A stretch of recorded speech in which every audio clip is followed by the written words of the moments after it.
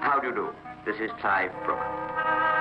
It is said that Christian II, a 16th century king of Denmark, was informed one night that a courtier had been stabbed and killed in a tavern brawl.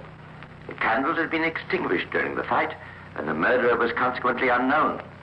Now, determined to discover him, the king ordered all who had been present to reassemble in the tavern. One by one, they were made to lay their hands over the heart of the dead man. As the last man, a soldier, obeyed the king's command, blood trickled from the mouth of the corpse. Thereupon the soldier broke down and admitted the murder. This charming little tale is the origin of the belief that when confronted with the evidence of his guilt, the criminal will confess. Coupled with the maxim that a murderer will always return to the scene of his crime, it formed the basis of criminal detection for many years. The practice in England was to stick the head of a victim on the top of a pole, and for officers of the law to stand guard over it, scrutinizing the demeanor of each passerby. This was done with the trunkless head that was discovered on the left bank of the Thames early in 1726. It was only one of the appetizing episodes in the casebook history I'm about to tell you. By way of warning, or perhaps inducement, I've called the case Buckets of Blood.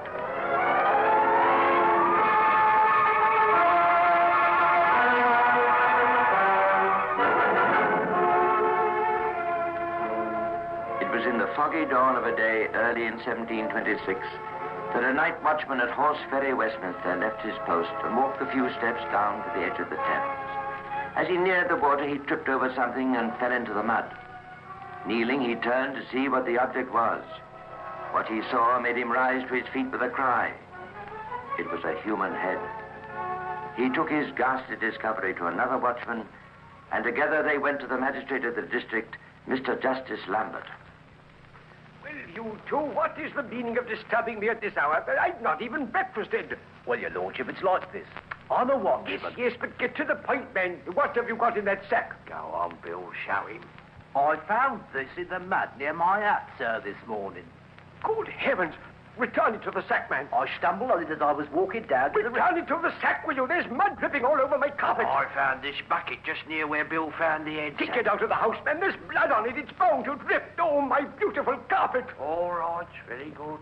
Well, what's to be done, your worship? Soon said the procedure is well and truly laid down. The head must be washed, the hair combed, and then this most ugly specimen shall be posted about St. Margaret's churchyard for all and sundry to see. Thus we shall perhaps discover the identity of this bodiless corpse. And now, sir, you may depart, leaving the evidence in the scullery, if you please. Oh, what an unconscionable hour to be shown such a hideous object. When the mud and blood had been washed away, it was seen that the head was that of a middle-aged man. But who he was or what he was, it was impossible to know. Crowds soon gathered about St. Margaret's churchyard to view the exhibit. And on the third day, a shopkeeper called Ashby, John Ashby, excitedly grasped his companion's arm. Reg, look. What is it, John? The head on the pole. Oh, I've already seen it. It's been up these past 3 days. But for sure, it's a man. Come with me, Reg. Oh, you don't mean to drag me through this. Come on. Yeah,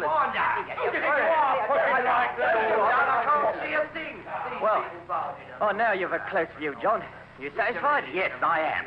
Come on, Reg. Oh, now, look here, John, I refuse to be dragged about like this. Very good, then. You go to the Eagle Tavern. I'll meet you there at 2 o'clock. Now, where will you be until then? I shall be talking to Mrs. Catherine Hayes about that head up out there on the pole.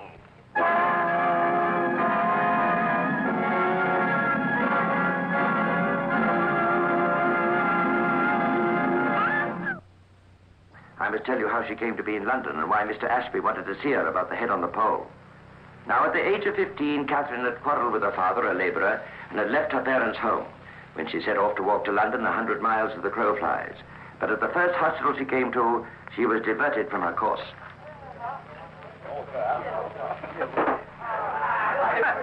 Glad that you're a company wench, eh? What they call you, my pretty one? Cat, so please you, sir. So please me, eh? Gad, but you please me greatly. Do you work here, Cass? No, sir. I'm on my way to London.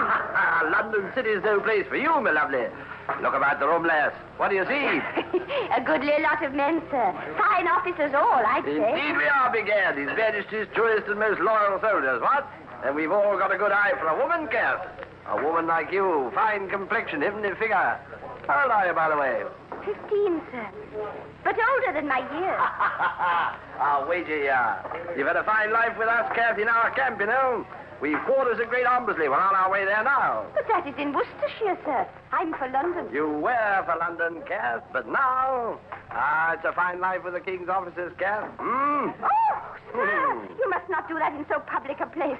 Oh! Are you still for London, eh, Cass? No, sir. I think I'm for His Majesty's officers, sir. But after 2 years, the officers became tired of Cass's company, and she was advised to leave the barracks. Her next stop was in the county of Warwickshire, where she became servant to a farmer called Hayes. The farmer had a son, and Cass at 17 was extremely attractive. Thus it came about that the elder Hayes soon found cause to have a serious talk with his son. Oh, come in, Arthur. I want to speak to you. It's about Catherine, isn't it, Dad? Yeah, you always were an honest lad. Yes, it's about Cass. She's only been with us a month, and people are already whispering about you and her. Let 'em whisper. I was planning to tell you anyway. Cass and I are married. What? How can you be? This is a joke. Some prank of yours. No prank, Dad. We married secretly in Worcester last week. We're very much in love, Dad. I hope you won't do anything to make unpleasantness. Married to a mere slut of a serving girl? Whatever you may say, you shan't alter my feelings. You'll both leave this house tomorrow. I never want to see either of you again. I'd hope you'd welcome Wretch, how dare you hope for anything after such action? Out of my house, do you hear? Out! Yes, Dad, I heard. But the next morning, Hayes Sr. repented a little and gave his son money on the condition that he and his wife would leave the district. He also granted him an allowance of £26 a year. No mean sum in those days. Cass refused to live anywhere but London. And as Arthur Hayes was at this time still anxious to grant his bride's every whim, to London they went. Arthur took a house and let apartments. He made money. He opened a chandler's shop and sold coal. He made more money. He started a pawnbroker's business. He made yet more money. But he was by no means happy. Cass, this cannot go on. What do you mean? It's the third time this week that neighbors have come to me with their complaints about you. Robinson from number 20 has just been in here saying he'd murder you if you crossed his path again. I hope you punished him for speaking in such fashion of your wife. I'm tired of standing up for you, Cass. Is it true that you told his wife that you'd seen him with that woman in the park? Of course I told her. You know what I think of such things. And if we women did not stand together... Why must you be forever making trouble with my friends? John Ashby was in here only yesterday asking if it was you who spread the rumor that he couldn't pay his rent. Well, he can't, you know it. And who are you to tell everyone about it? No one is perfect, you least of all. Do you think I don't know what happens in this house when I'm away on business? How dare you? Oh, don't deny it. Spare me that. Arthur, how can you? My husband. You know I love you more than anyone or anything. We leave here on Tuesday, Cat. You're ruining my trade and my reputation in the neighborhood. I've taken a house in Tyburn Road. We'll make a fresh start there. But the change of environment did not alter Catherine's nature. She still made trouble for her husband. She still was unfaithful to him when his back was turned. However, Arthur, in spite of his unhappy home life, continued to prosper in his pawnbroker's business. He also let 3 rooms of his house as apartments. One of the lodgers was a young tailor called Thomas Billings. Catherine liked his looks, and he hers. By the way, he was young enough to be her son. The mutual attraction led to a most severe quarrel between Arthur Hayes and his erring wife. And I returned from laboring to keep you in your expensive ways, only to be told that Billings has been more than just a lodger in my absence. Do you expect me to sit alone while you're away? Am I to have no company? Not only do you cheat me at every turn, but you had such an orgy here with him that the whole neighborhood hears of it and laughs at me and pities me for being a fool, a deceived man. You are a fool. Cannot you open your eyes? See that you no longer please me? I wish for a change, Arthur. I'm still young, you know. Another word in that tone, Catherine. You blind idiot. Do you expect me to deny the advances of an attractive youngster like... Oh, you brute! Perhaps that'll quiet. And strange to relate, Catherine's disposition changed from that day forward in Arthur's presence. To him, she was gay and charming, but to Billings and another lodger named Wood, two rather simple souls, she showed her true feelings towards her husband, and they were not quite so charming. You know, Mr. Wood, what a good-for-nothing Arthur is. Well, he's been a good friend to me, Mrs. Hayes.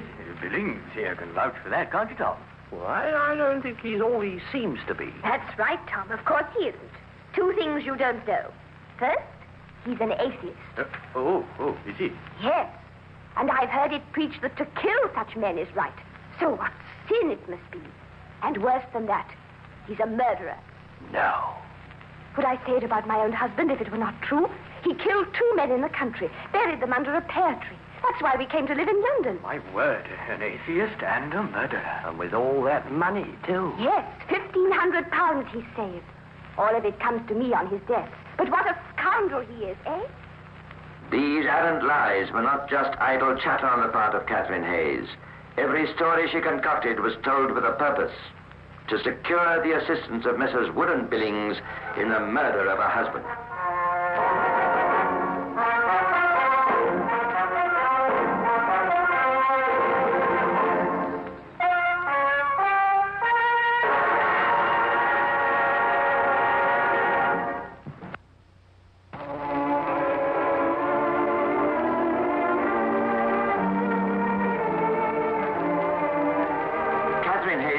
Nightly with her lodgers, Wood and Billings, on the best way to dispose of her husband. Still undecided, they were given some unexpected help by their victim. One night, Wood returned from work to find Mr. and Mrs. Hayes and Billings in an uproarious mood. They'd been apparently shutting out the cold with the aid of large quantities of liquor. Good evening, Mr. Wood. You look cold. There's a bad fog outside. Never mind the fog, Woody. Join us and drink up. Yes, it's the best remedy for a cold in the world. Drunk over a guinea's worth of liquor. You know, I'm not drunk. Are you, Tom? Drunk, not I. See, Hayes, I'll wager you couldn't drink 6 bottles of Mountain and still be sober. If you can, I'll pay for it. And if it knocks you over, you pay. A bargain, a bargain. 6 bottles of Malaga, eh? Pour me a thirst quencher. I'll get the bottles. Have a drink, Mr. Wood. Kick furniture.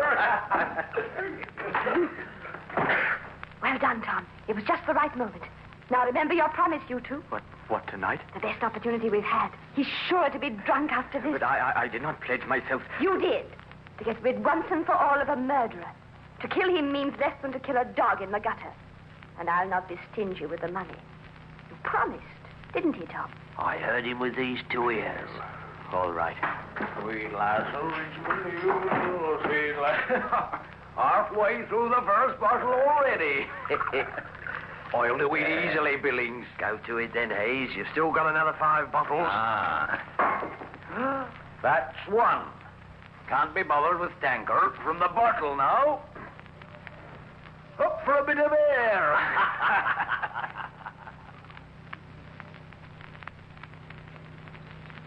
Only a few more.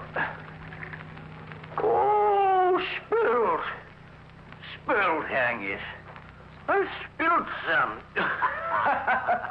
Oh, don't count it against me, Billings. You're doing marvels, Hayes. Hurrah, finished. 6 bottles of Mountain. And you pay. Where am I? I'm so giddy. He's completely insensible. Carry him onto his bed. Take the legs, Billings. I've got the shoulders. Heavy with all that wine in him, huh?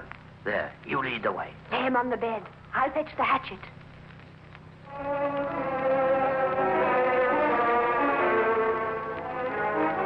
When Catherine Hayes returned, Billings took the hatchet from her and struck Hayes on the head, but it was not sufficient. So Wood snatched the hatchet from Billings and dealt the victim 2 more blows.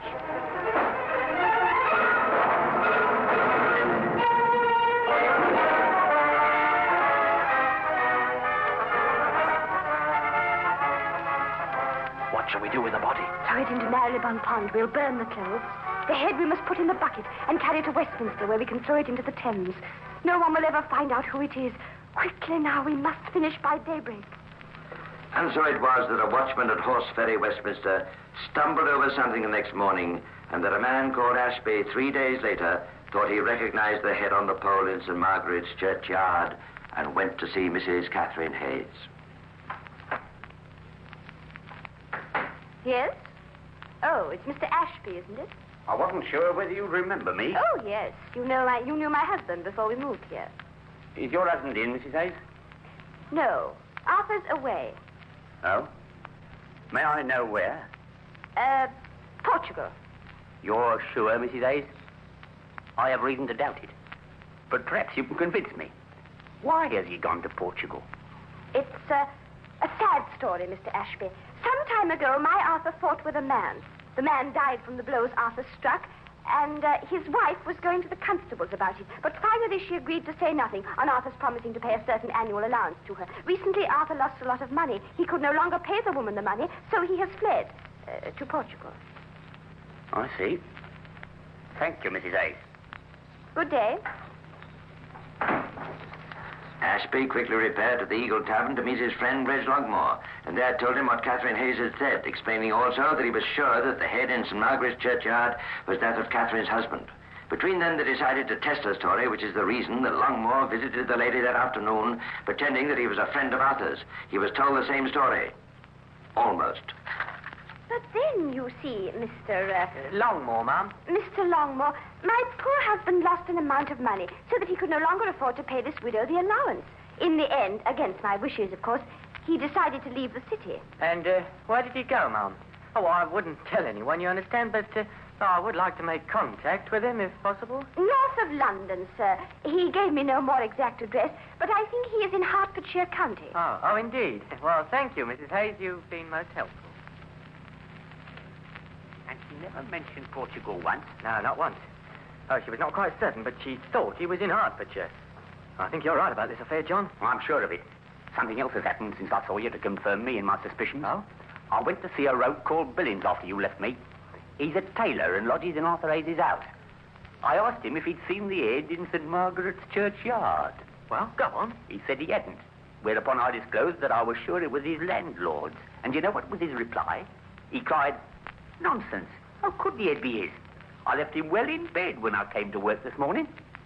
John, we can go no further in the matter, for we cannot take the law into our own hands. Justice Lambert's the man for us. You speak truth, Reg, though I'm determined to be there when they make the arrest. On being told the story, Mr. Justice Lambert decided that there was a prima facie case against Catherine Hayes, and that he would attend to the arrest himself. Summoning the assistance of 2 officers of the Life Guards, and followed by Ashby and Longmore, he appeared at Mrs. Hayes' lodgings at 9 o'clock that night. With no ceremony, they walked upstairs to a room. Open in the name of the law. Who's there? Open in the name of the law. As soon as I have put out his clothes. Hurry then, madam. Officer, have you the casket I gave you as we set out? Yes, Your Worship, I have it here. It shall perhaps be required before this episode is through. Now, madam, are you prepared? What do you want? Officers, seize her. Look, there's Billings sitting on her bed. Thomas Billings, eh? I have a warrant for your arrest also. Make up another of your stories, Billings. Billings has been mending his stockings. His eyesight must be extremely good then, seeing that there is neither fire nor candle in the room. Why are we being arrested? Officer, give me that box. Here you are, Your Worship. Lift out its grisly contents. There, madam. Do you not recognize this? Oh, it is my dear husband. Here now, wife. That's better. In my arms like this instead of that box. I must have a lock of his hair. Oh. She's fainted. She has perhaps seen too much of his blood already.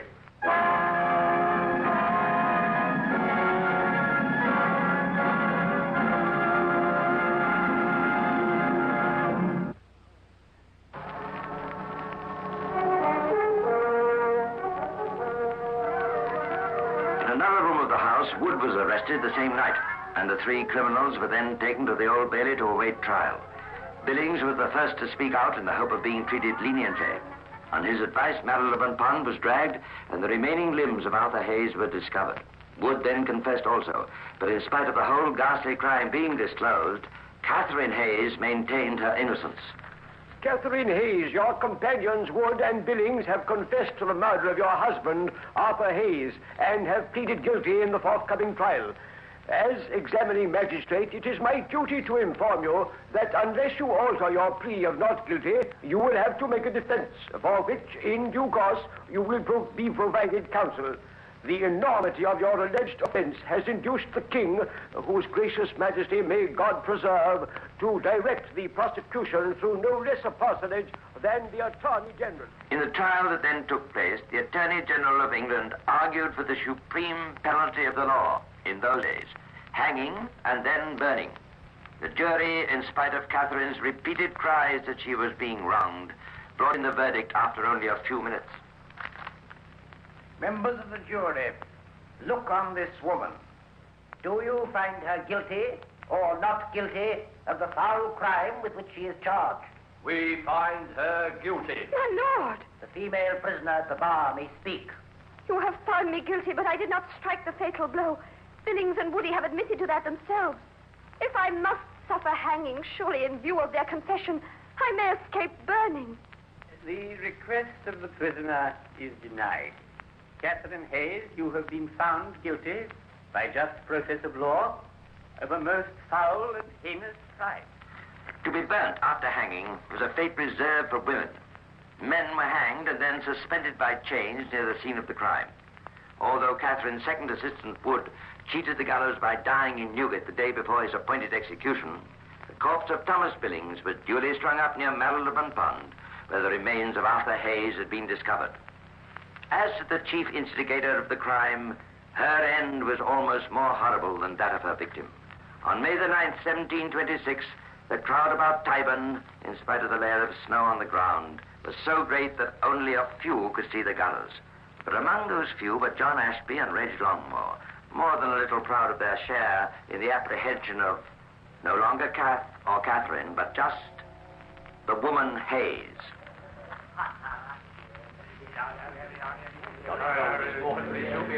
Here she comes, Reg. Can't see her face at the moment. Oh, they brought her on a sledge. Oh, wish they'd silence that bell. It's the death knell from St. Sepulchre's Church. It'll stop when she dies. See, they're chaining her to the stake. First they'll strangle her, and then light the faggots. She looks calm. They've got the rope round her neck. Any moment now. She's up! Look, they lit the fire too soon. John, I can't see. They lit the fire too soon. The hangman ain't hands first and has to let the rope go. She's trying to kick the faggots away. He's been burnt alive, man. He's been burnt alive.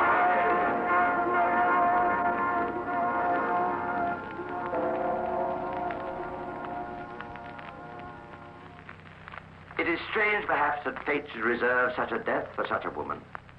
In any case, that was the macabre finale to the history of Catherine Hayes. Don't be too horrified by this story. It took place a long time ago, when it was much more difficult to keep a good head on your shoulders.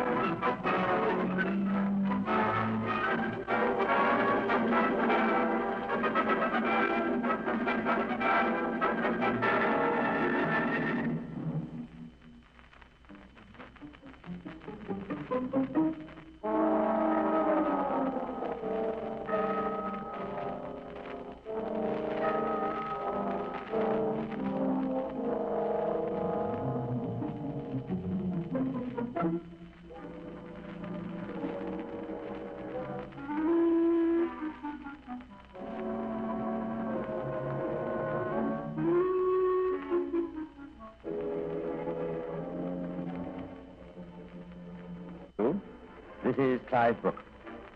And what a strange paradox it is, isn't it, Percy?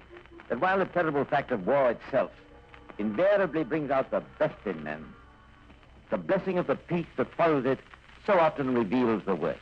It is a paradox, Clive, and a tragic one.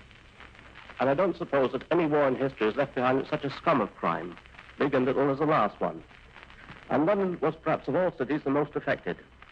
Into London during the war years there poured men of all nations. But unfortunately, not all of these were men of goodwill. Hundreds of thousands returned to their homes, but some remained. And our story concerns a small group of these.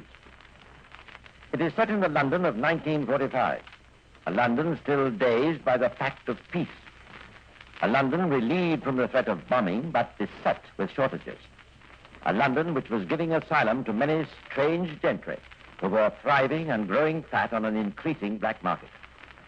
Strange snatches of dialogue could be heard in the back streets of Soho, in the shady cafes and night dives, where hundreds of deserters from all nations mixed in with the existing criminal population of the great city.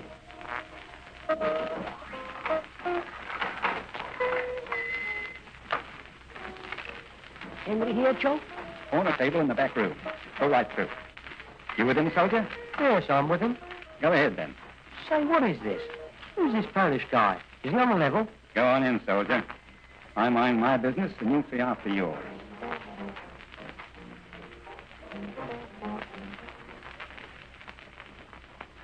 Cameras is all very well.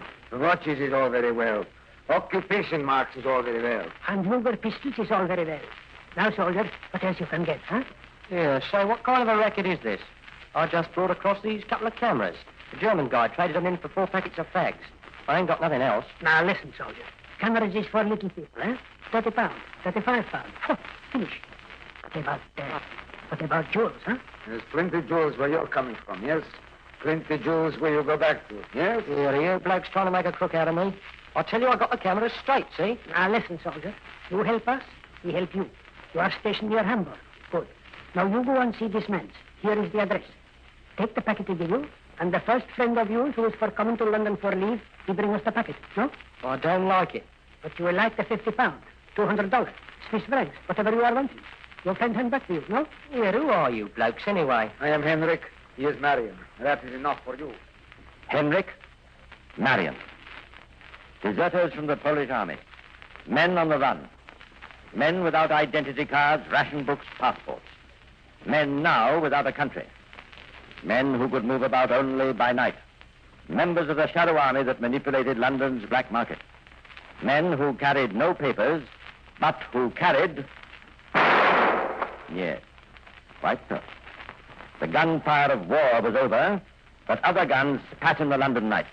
And as dawn broke over London River one October morning in 1945, 2 policemen were patrolling Lambeth Bridge when... Well, I'll be. What's up?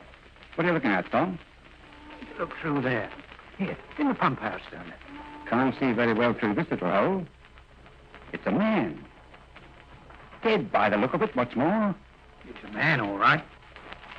How the devil they get him in there? The hole's not more than a foot wide. Door's locked. Listen, you get along to the fire service people and get the key, and I'll stay here. It was a dead man. A murdered man. A man who was soon identified as taxi driver Frank Everett. His cab was found abandoned in Notting Hill Gate, 3.5 miles away from the body, which had been thrust into the tiny brick edifice in the middle of the busy bridge. Who had done this deed? Why? Clearly shot in the back of the neck, Inspector. Probably at the side of the driving wheel. Death almost instantaneous. Probably took place at about 2 this morning. Anything known about the fellow? Seems to have been a good chap. Ex-guardsman, been a policeman. Known to his pals as the Duke. Motive, I'd say robbery. Anything to go on? The bullet, 32 caliber, and this. What is it? Cap or something? We found it on the floor of the cab, on the top of a propelling pencil. Find the other half of that, and you've got your man. Oh, come, Doc, not so fast. Plenty of people use cabs. There's no reason to assume that this belonged to the last person to use this one. And it'd be hard enough to find him, even if it were so. No, Doc, there's not a lot to go on. This was the kind of thing that was causing Scotland Yard its biggest headache ever. A resident native criminal population is one thing, but a floating reinforcement of unknown aliens is quite another. Who had killed taxi driver Everett? Might be, well, anyone. The cab itself's a mess of fingerprints, naturally enough.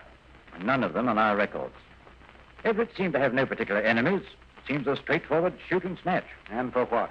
Hey, Inspector? Just a few pounds, as much as the poor chap could have had at the end of his day's work. Murder for just a little cash in hand. And it makes you think. Well, there's not much more we can do here, Doc. Better get back to the yard. Black market, when gold, read all about it. Black market, when gold, black market.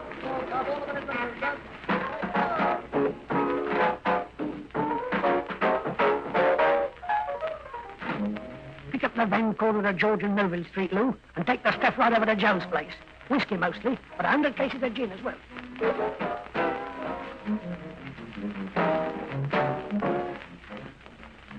Now listen, Tom. There's a chap I know can fix everything for you. You want the dollars? He's got them. Of course, they'll cost you double the odds, but the point is, they're there. Watches, Mr. Mason? Of course you shall have watches.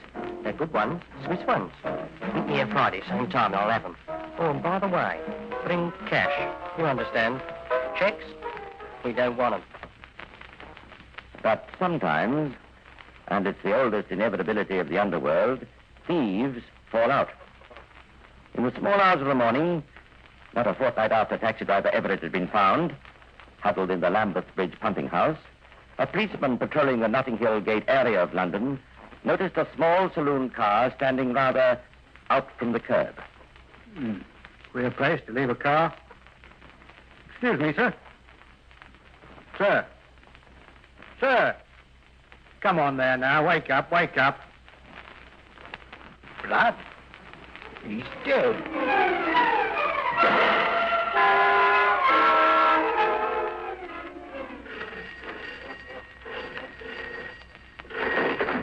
Chief Inspector Somerset speaking. Who? Oh, yes, Sergeant. Good morning to you. The devil you have. We'll be right down. Oh, you're right, Sergeant. This certainly is a job for the murder squad. Goodbye. Sergeant. Sir, ask Inspector Byrne to step this way, will you? And get me the Home Office on the telephone. I want to speak to Dr. Kerr. Very good, sir. Right away, sir. Annie? Notting Hill Gate again. Home Office, Somerset speaking. Oh, is that you, Doctor? Can I pick you up in a quarter of an hour's time? A fellow found shot in a car. Yes. Notting Hill Gate area. Right, we'll call for you. Goodbye. Down at the scene of the crime, Detective Inspector Somerset, Dr. Donald Tier, Home Office pathologist, and members of the murder squad got busy. The doctor gave his verdict briefly. Not from the back of the neck, Inspector. Bullet just missed a vital brain center, so it probably took quite a while to die, poor devil. What have you got there? The bullet, Doctor. 32 caliber. Bedded in the roof of the car. Clearly shot in the front seat, then dumped in the back. Pockets have been rifled, so it looks like a robbery. The chap who did it's been good enough to leave his fingerprints and blood on the windscreen. Oh, yes, Sergeant, what is it? We checked the car number, sir, and found that it belongs to a foreigner, sir. Martyrozoff's the name. Reuben Martyrozoff. Well, I'll be hanged. So that's who it is. Russian Robert himself. Who's he, Inspector? A nasty piece of work, Doctor. There's not a country in Europe that hasn't chucked him out. And he's been operating here since just before the war. Stolen jewelry, gaming houses, currency deals. So it's good riddance, eh? It is damn good riddance. But unfortunately, it's something else, too. What's that? Murder.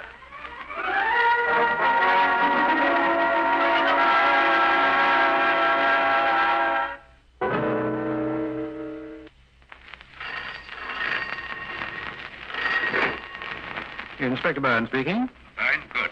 I want you to stand by for a big roundup, starting tonight. I'll want every available man and woman on the job. Right. What's the object? Russian Robert's been shot. The devil he has. As I say, it was one of his pals, or maybe more. We've got to find him. Right. When do I expect you? After lunch. I've just got one inquiry to make, then we'll get going. Goodbye for now. Goodbye.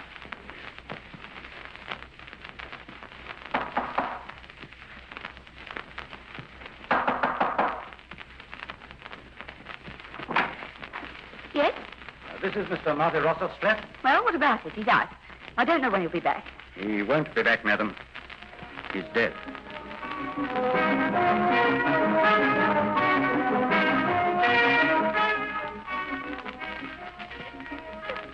I don't know where he went. I don't know who he was going to meet. I tell you, I don't know. Try and think again, madam. You told me he was here during the evening. Yes, that's right. Just, well, sort of here. Not doing anything special. Then he was getting ready to go to bed when the phone rings. Well, go on. What time was that? It'd be about 11 o'clock. He didn't say much into the phone. Just yes and no and things like that. Then he hangs up the receiver and comes in with his hat on. Seemed in a hurry, eh? Well, yes, he did. He just said, so long, and went out. Is that all he said? Come now, madam, I want the truth of this. Did he say where he was going? Well, yes, he did. He just said, I've got to meet some people down by the Edgware Road Underground station. That's all. And you wouldn't know who? No. No, I wouldn't. Friends, I suppose. Which friends? I tell you, I don't know. He had a lot of friends. He had a lot of queer friends. Madam, you're right, he had. Good day to you.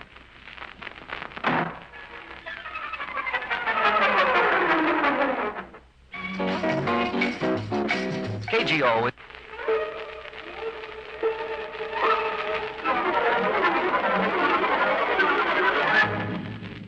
An international criminal, chief of a thriving London black market gang, is dead in his car, shot through the neck. And all the resources of Scotland Yard are mobilized for one of the most all-embracing underworld probes ever conducted. Dozens of detectives, men and women, took on strange roles, posing as currency evaders, speculators in black market liquor, indeed as every type of stooge upon which Russian Robert and his colleagues flourished. They descended upon the night spots, shady hotels, and drinking clubs. Chief Inspector Somerset himself played a leading role. Well, what about another? Good stuff, eh? The real Mackay, this. Yes, there is never short. Oh, same again, then? Two of the special scotch, please, Harry. Here you go, sir. So you don't think you can help me? It's not easy, pal. It's not easy. Dollars, they're tight, pal. Tighter than they've ever been. But our mutual friend told me that. Well, cheers. Your good health. Yes, he might have told you. And a week ago, he'd have been right. I could have got him. But, now look, I'll tell you something. You read about that fellow that got choked the other day? Plugged in his car? Oh, yes, Pole, wasn't he? Or Russian or something? Real name was Matirosov. Russian Robert, they called him. Well, that's where the dollars would have come from. A week ago. See? Oh, just my luck. But surely hadn't he a pal or something? He plenty. Look, I'll tell you something. And maybe it'll help you. Trouble is, I don't know him myself. Not like I knew Robert. I'd be very grateful. Harry, 2 more scotches. There's a fellow dressed up as a Polish naval officer who was in on dollars with Robert. There's him, and there's another. Mm-hmm. Go on, this may mean a lot to me. This other fellow's a Pole, too, but he's a civvy. I met him with Robert once. Name of Marion. What, do you mean that's his surname? That's all we ever called him. Marion. Just Marion. But where can I find these fellows? Yeah, that's where you've got me, pal. Might be here. Oh, I haven't seen him since Robert got croaked. But I'll tell you what I'll do. I'll try and find out. See? Oh, thanks. Well, I'm looking again in a day or two. You always here? Over to this time.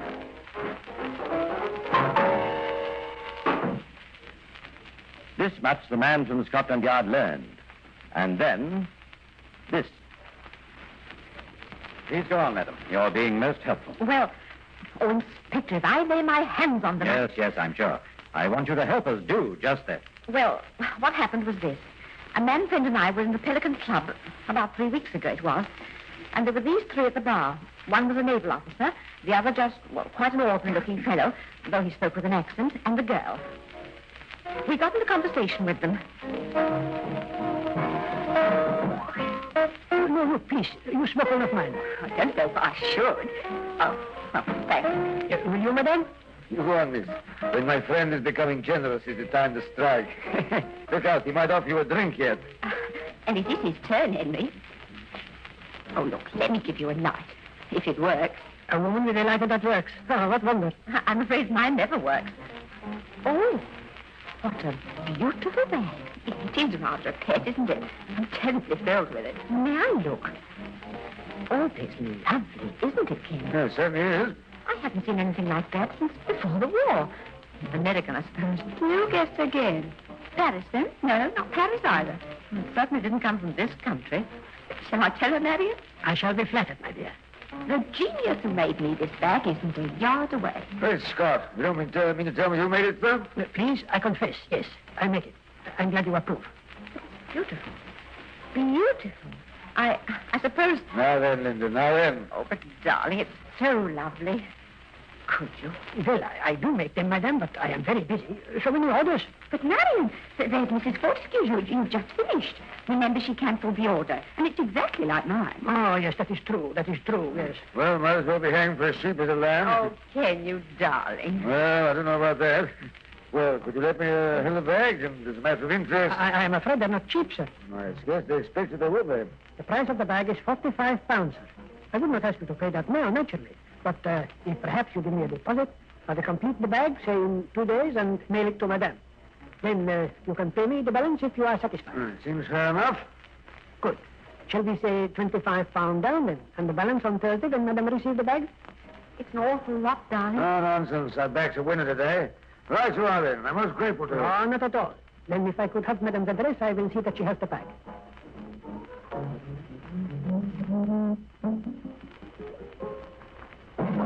And that was the last we heard, Inspector, except I was angry, Inspector, so angry that I went almost mad. I went back to the Pelican, and I bulleted an address out of the barman. I went there, Lansdowne Road, Maida Vale.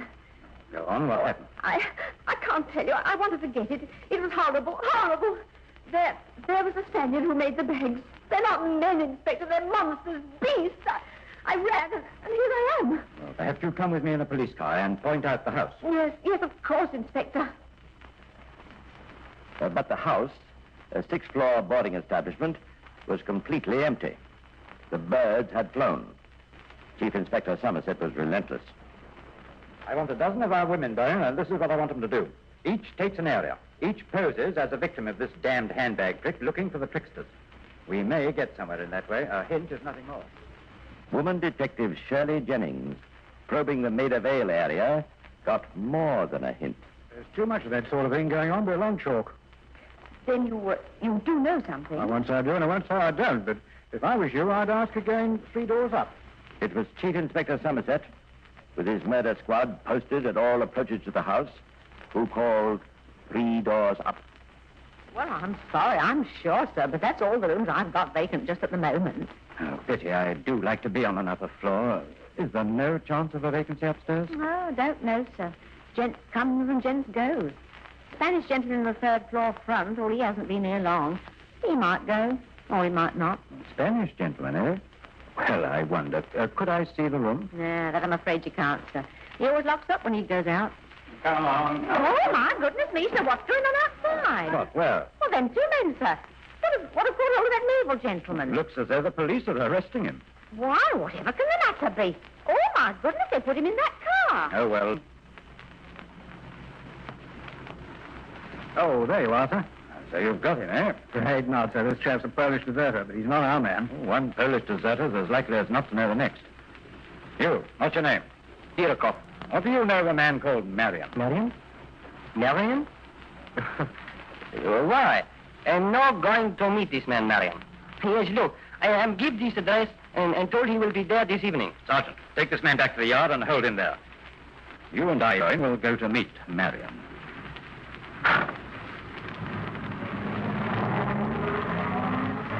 And in a squalid cafe in London's East India Dock Road, the men from Scotland Yard met the man called Marion.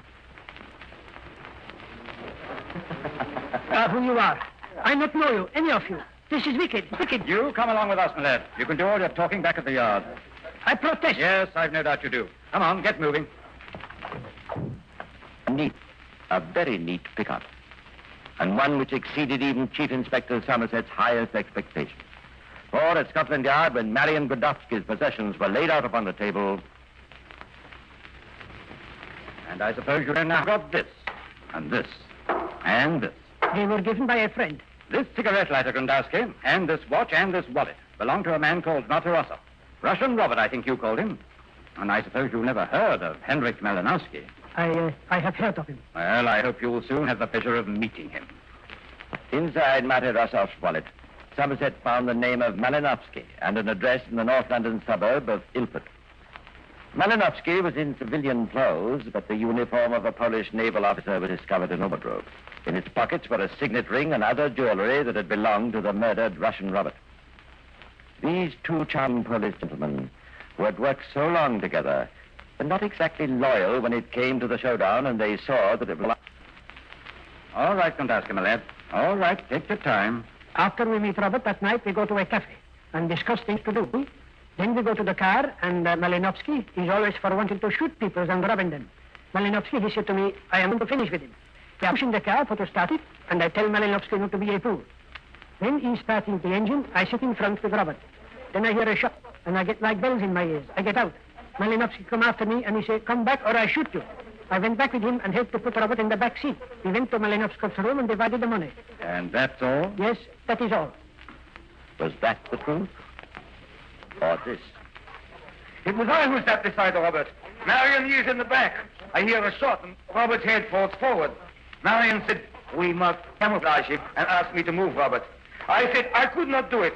Marion pulled down the seat alongside of Robert and dragged him into the back car. When they counted the money, there was about 160 pounds. Marion gave me 80. Yes, a charming pair of gentlemen, neither of whose statements was enough to save him from the gallows a week or two later. Of course, there were certain matters of fact that made the guilt of at least one of them positive, as Percy Hoskins will tell you.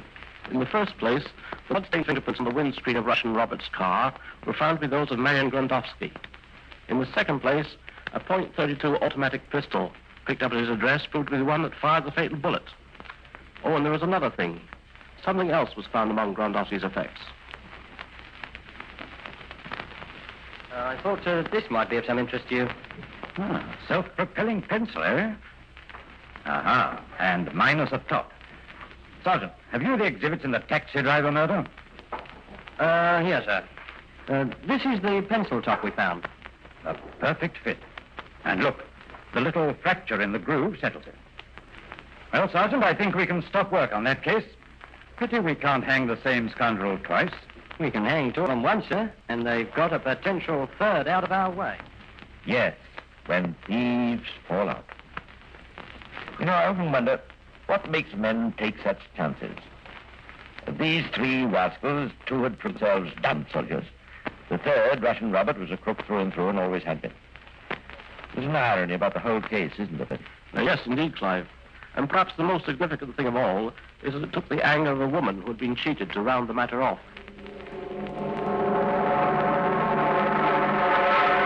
And that brings us to the end of the black market murders, or the case of Russian Robert.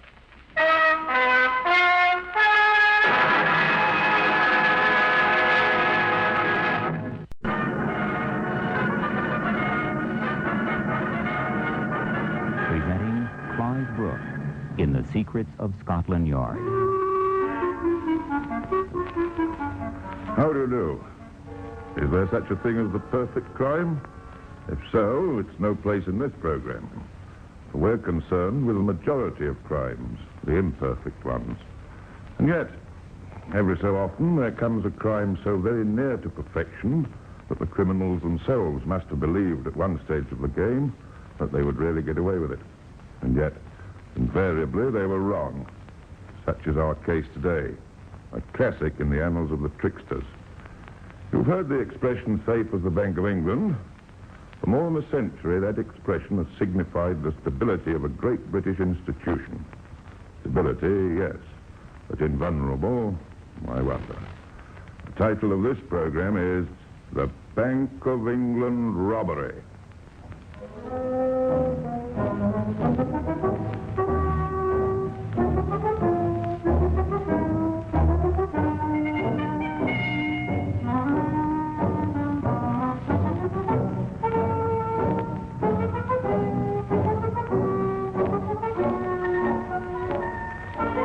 Standing on an island site in the heart of the city of London is the home of the old lady of Threadneedle Street. This is the affectionate name by which the Bank of England is known the world over. Her stone walls are guarded at night by a company of guardsmen, and her gold and good name are guarded by day by the vigil of the clerks and managers. This is as true today as it was equally true almost 100 years ago. The time is the year 1873.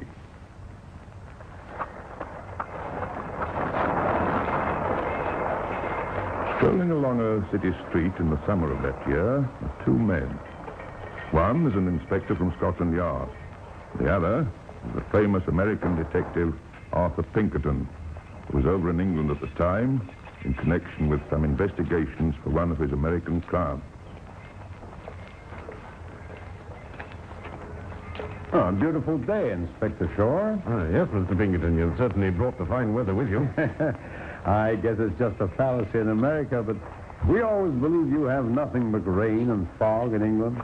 Well, I certainly wouldn't like to conceal anything from you, Mr. Pinkerton, and we do have our fair share of fog and rain, but all the same, I think... What? Wait a minute. Oh, what is it? See those two fellows ahead of us? What, you mean those two businessmen? Yeah, and unless I'm very much mistaken, they're in a pretty queer business. Oh, can't say I recognize them. Hey, look, they're crossing the road. Come on, we'll keep on this side, but try to draw level.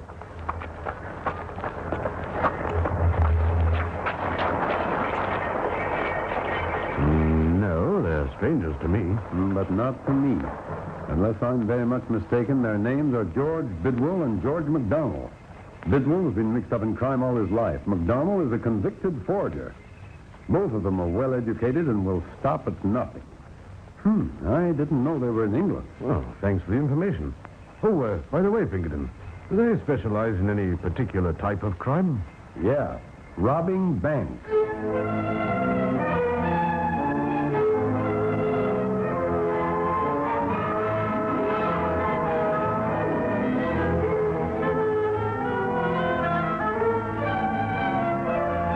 Detective Inspector Shaw arranged for the men to be shadowed. For the next few months, Scotland Yard kept a close watch on their movements. As an additional precaution, Scotland Yard sent a circular letter to the London banks, warning them of the presence of Bidwell and McDonnell in Europe. However, the majority of the banks had their own system of precaution, and the bank managers were not very impressed. Another of these circular letters from Scotland Yard. I don't know what they take us for. A bunch of fools, I suppose. A couple of American tricksters over here. I suppose they think they can get away with the sort of trickery they use in New York. Oh, I'd get as surprised if they tried over here. I'd like to see them try it. His wish was to be fulfilled. The months went by, and no more news was heard of Bidwell and McDonnell. They both went over to the continent, and Scotland Yard gave up their watch. Then, a few months later, Scotland Yard received an urgent message from the Bank of England. Thank goodness you're here, Inspector. Immediately my attention was drawn to this forgery, I sent for you personally. I felt that if any man could help us, it'd be you. Oh, very kind of you, Mr. May. Well, now, suppose you give me all the facts of the case. Well, this morning, I had a message from Colonel Fraser, who is the manager of our West End branch. Among the bills cleared by him yesterday were 2 notes to the value of £1,000 each, in the name of a very respectable financier, Mr. Blydenstein. You mean that these notes were signed by Mr. Blydenstein and were, in fact, promissory notes to the value of £1,000 each? That is correct. Each notes such as these, provided they are genuine and signed by a reputable banker or financier, are accepted by the Bank of England as full security. In fact, just as if they were actual money. And in due course, these bills go through to Mr. Blydenstein, who pays them, and the transaction is completed. Yes, of course. Such bills are usually post-dated. In fact, that is the reason they're lodged with the bank. On the date stated, they would go to Mr. Blydenstein, who would pay up. And these bills were, I presume, credited to the account of one of your customers at the West End branch? Yes, the account of a Mr. Warren, a businessman of considerable interest. He's an American. Oh, an American. You say he has considerable interests. Has he had the account for the bank for a long time? Not a very long time. No, I've had a talk with Colonel Fraser, and I gather, in point of fact, he's only had Mr. Warren's account for about a year. But that, of course, is explained by Mr. Warren being an American. He's over here in connection with the construction of the new Pullman trains. He's having a number of these trains built in Birmingham for use in England and on the continent. Oh, how did you know this? He told Colonel Fraser. I see. Now, I should not want you to think that Colonel Fraser relied on Mr. Warren's word concerning his stability. During the past year, a considerable amount of business has gone through his account. I need hardly add that there's been no grounds for suspicion in connection with Mr. Warren's account. We've had bills against some of the most reputable bankers and financiers in Europe, including Rothschild. And in every case, the bills were genuine, because they've been met. Yes, but this one against Mr. Blydenstein. Yes, this is a forgery. That is correct. And the awful thing is that we might not have known it for some time if it hadn't been for the mistake.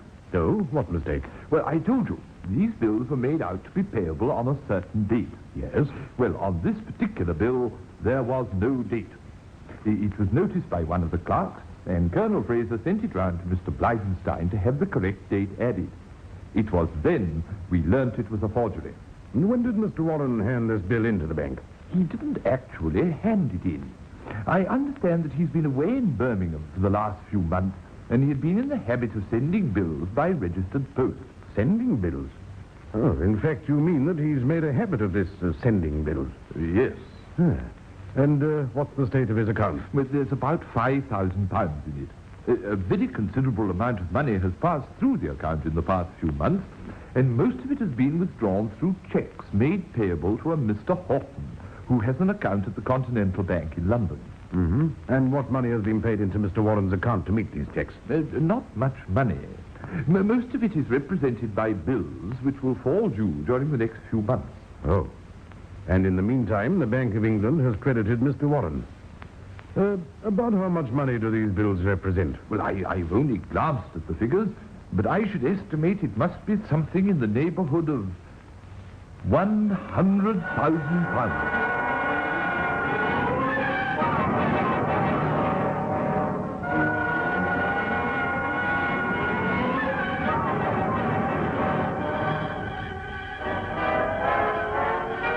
£100,000. Mr. Warren didn't do things by halves. Immediately, Scotland Yard acted. Obviously, the account at the Continental Bank, in the name of Horton, was the means whereby the criminals were extracting the money. On the very day while Mr. May and the inspector were visiting the Continental Bank, a young man came in to cash one of Mr. Warren's checks. Good morning. Good morning, sir. I've come to cash this check. Oh, thank you, sir. It will just wait one moment, will you, sir?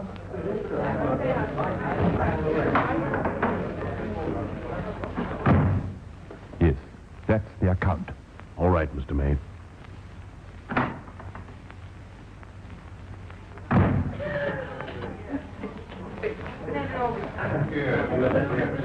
Just one moment, please. Yes? Anything the matter? I'm a police officer. If you'd accompany me to the manager's office, I'd like a word with you.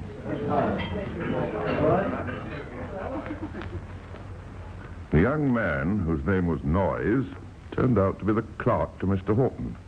He denied all knowledge of the plot and said that he'd only been in Mr. Horton's employment for a matter of months. We've checked up at the lodging house where he's staying, and I gather that he talks quite freely of his post with Mr. Horton. When did he meet Horton? Who evidently put an advertisement in the newspaper saying that he was seeking a situation and could put up some money as a guarantee of his being trustworthy. He gave Horton £150 to keep in trust. Needless to say, Horton has disappeared. All the same, I don't quite trust Mr. Noyes. I think he knows more than he's saying. Further inquiries revealed that Noyes had come from America and that he'd arrived only 6 months ago. Pinkerton, the American detective, was now back in New York and acting on behalf of the bank. He helped Scotland Yard with information they urgently needed. Pinkerton advised London that a relative of Noyes had received that same month a draft for £1,000. For For a junior clerk, Mr. Noyes was very well paid. It's no use, you know. You'd better tell us the truth. Where did you get this £1,000? What £1,000? Did Horton give it to you? I don't know what you're talking about. Where is Horton? I warned you before, you'd do well to tell all you know.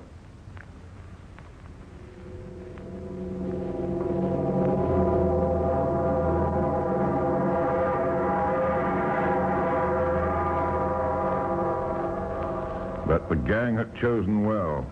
They knew that Noyes would keep his mouth shut.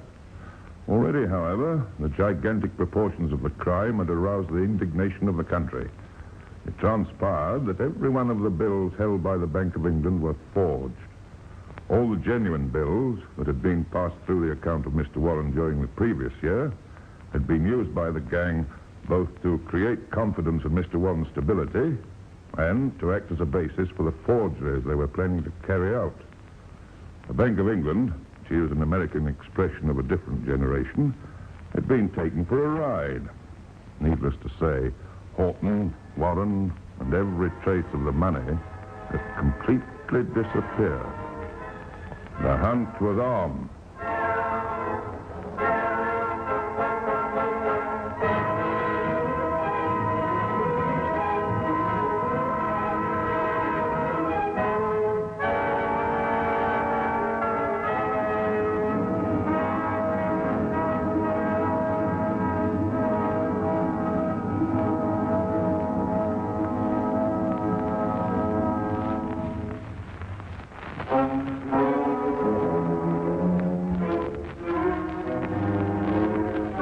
No great feat of detection on the part of Scotland Yard and Pinkerton to identify Horton and Warren as George Bidwell and George MacDonald.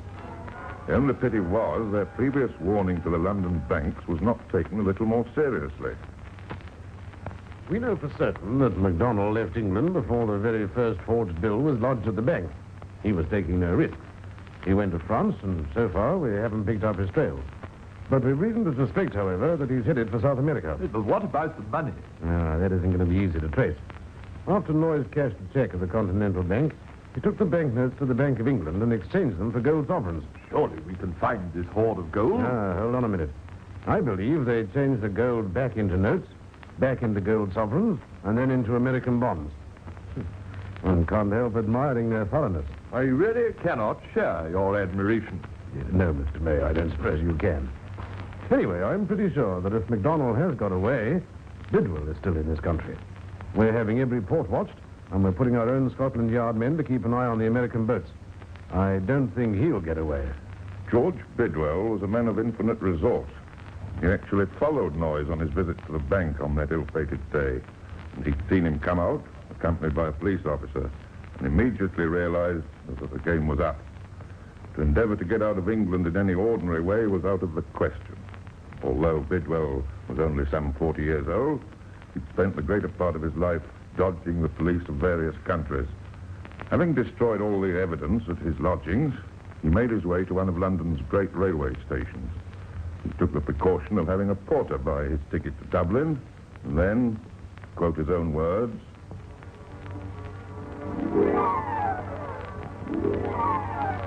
I intended taking the 9 p.m. mail train, and as a precaution, I waited until the last moment, after the passengers were on board and the waiting room doors shut. As the mail was being transferred from the wagons to the train, I took the opportunity to walk through the big gate unobserved amid the rush and confusion. The car doors were all locked, but on showing my ticket to a guard, he let me into a compartment. No doubt supposing that I had obtained admission to the station from the waiting room and had been loitering about. The same was probably the case with the 2 or 3 other men looking out of the waiting room window at the platform, whom I judged to be detectives. The train rolled out of the station, and soon I was leaving London behind at the rate of 50 miles an hour.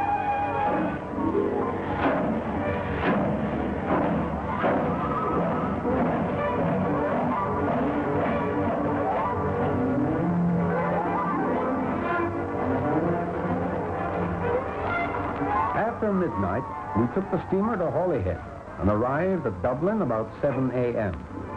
I should not have felt so comfortable throughout this night's journey had I known that the telegraph was flashing in all directions.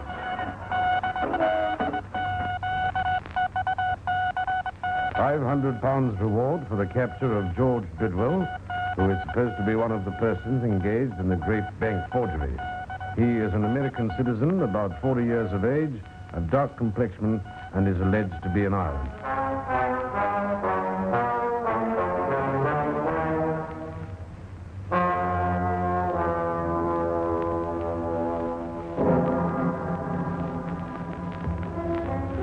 Bidwell went on to Cork, and as he left the station, was followed by two detectives.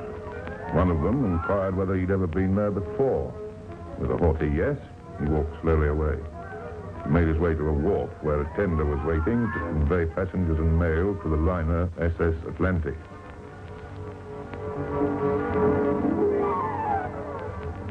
Upon entering, I found the place crowded and the tugboat ready to convey the passengers to the steamer Atlantic. Before attempting to step aboard the tug, I took a look around and saw my two detectives standing back in one corner with their eyes fixed on me, all but their heads being concealed behind the crowd, waiting to see their friends off for America. Apparently unconscious of their presence, I threw my papers one by one down among the passengers, and as the deck of the boat was 8 or 10 feet below, the detectives could not see to whom they were being thrown. I stood leaning on the rail for a short time, gazing at the scene, then left the wharf, not even glancing in the direction of the detectives. I felt that any attempt of mine to embark would precipitate their movements.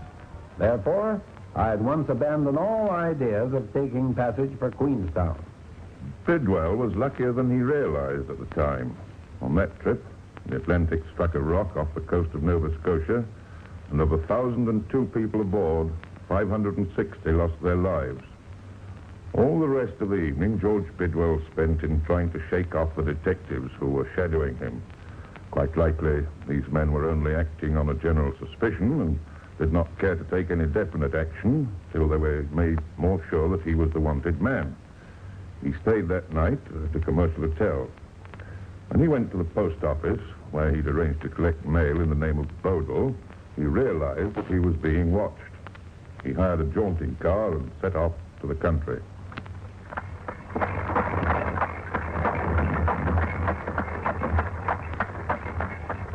Sure, you're a nervous man, sir. Nervous? Why should I be nervous? And why should you tell me in any case? You need not be frightened of me, sir. There's many a true patriot in Ireland that's nervous these days. I know you're a patriot, sir, and there are many doing what you're doing. How do you know I am? Trust in me. There are many in Ireland who will protect you.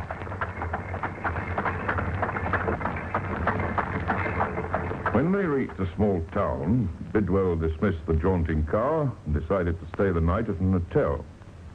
Glancing at a recent paper in the sitting room, he learned for the first time that his real name was known to the police, and that he was suspected to be in Ireland.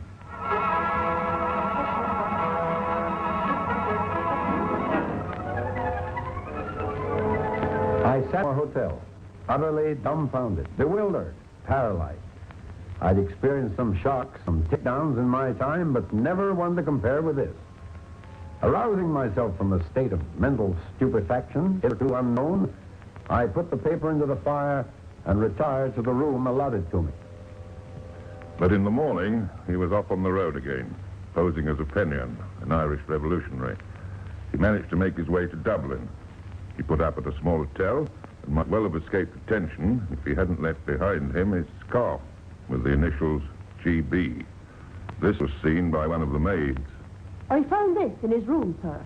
He must have left it out when he was packing. Ah, this is our man, all right. I want every man you can spare to watch all the trains from Dublin tonight. Very good, sir. He must not get away. He must not get away. But he did, to Belfast, where, pretending to be a Frenchman, he managed to get on a boat to Glasgow.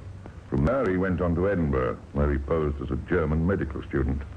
For over 3 months, he lived there, corresponding with friends in America and successfully concealing his identity. Every day, he went for a brief stroll to buy the latest Edinburgh and London papers. The newsagent, not entirely taken in by Bidwell's disguise, felt there was something suspicious about this customer. He happened to mention it to another customer who worked for a firm of lawyers. And among the clients of this firm of lawyers was the Bank of England. By such a slender chain of circumstances and luck, information concerning this mysterious stranger came back to Scotland Yard. Bidwell was followed. He took fright and tried to get away. This time he did not succeed. I tell you I'm no Fenian. I know that. Then what do you want me for? For forgery. I don't know what you mean. I think you do.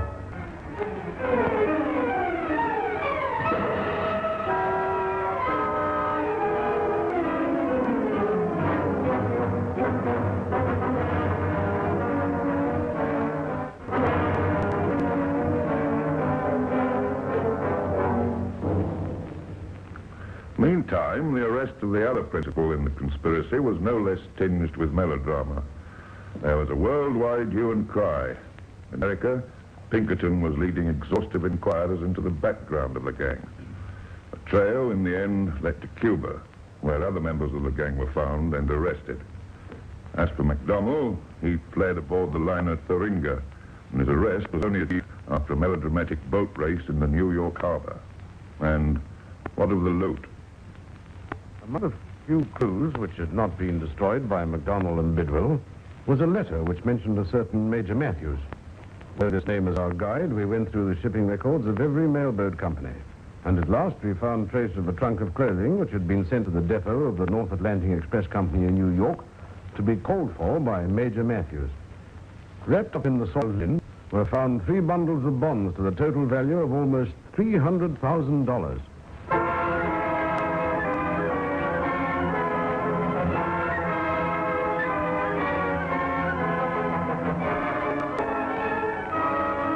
And if those of you who are inclined to think that the modern criminals know more tricks than their predecessors, remember this amazing story occurred in 1873. When the various accused came to trial in August of that year, there was such a vast array of evidence against them that there was little to be said in their defense. It says much for their characters that they were principally concerned in seeing that the innocent did not suffer for their actions.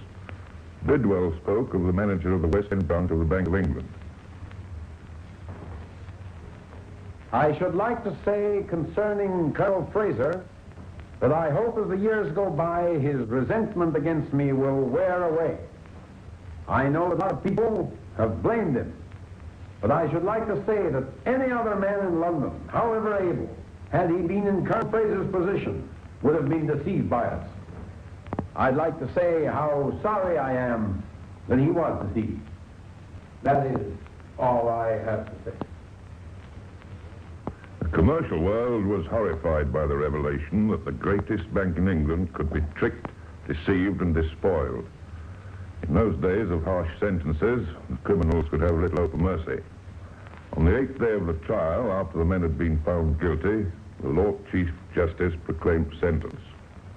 You, who now ask for mercy, and who are not restrained by respect for law and honesty, must be met with a terrible retribution. And it should be well known that persons who commit crime, which only persons of education sometimes commit, will be sure to meet with a very heavy punishment. I cannot see a reason to make a distinction in the sentence I am about to pass. In regard to that sentence, if I could conceive any case of forgery worse than this, I should have endeavored to take into consideration whether such punishment less than the maximum might have been sufficient. But as I cannot conceive a worse case, I see no reason for mitigating the sentence. That sentence is that each and all of you be kept in penal servitude for life. And in addition to that sentence, I order that each one of you shall pay 1/4 of the costs of the prosecution.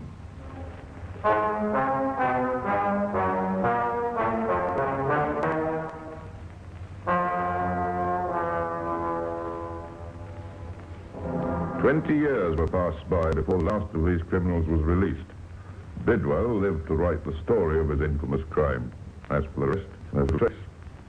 Have you noticed one thing about this story? At each stage, The almost perfect crime was spoilt not by the diligence of the bank or the law, but by those little errors which, as we've learned in the series, time after time give the criminals away. If Bidwell had been a little less greedy, he might have escaped. Remember, those two bills which led to their downfall were not detected because they were forged, but because he'd forgotten to fill in the date. Again, after all Bidwell's ingenuity to avoid arrest, he put the police on his trail in Dublin by forgetting to pack his scarf. The Bank of England robbery was called the crime of the century, but like most other crimes, it was far from being perfect.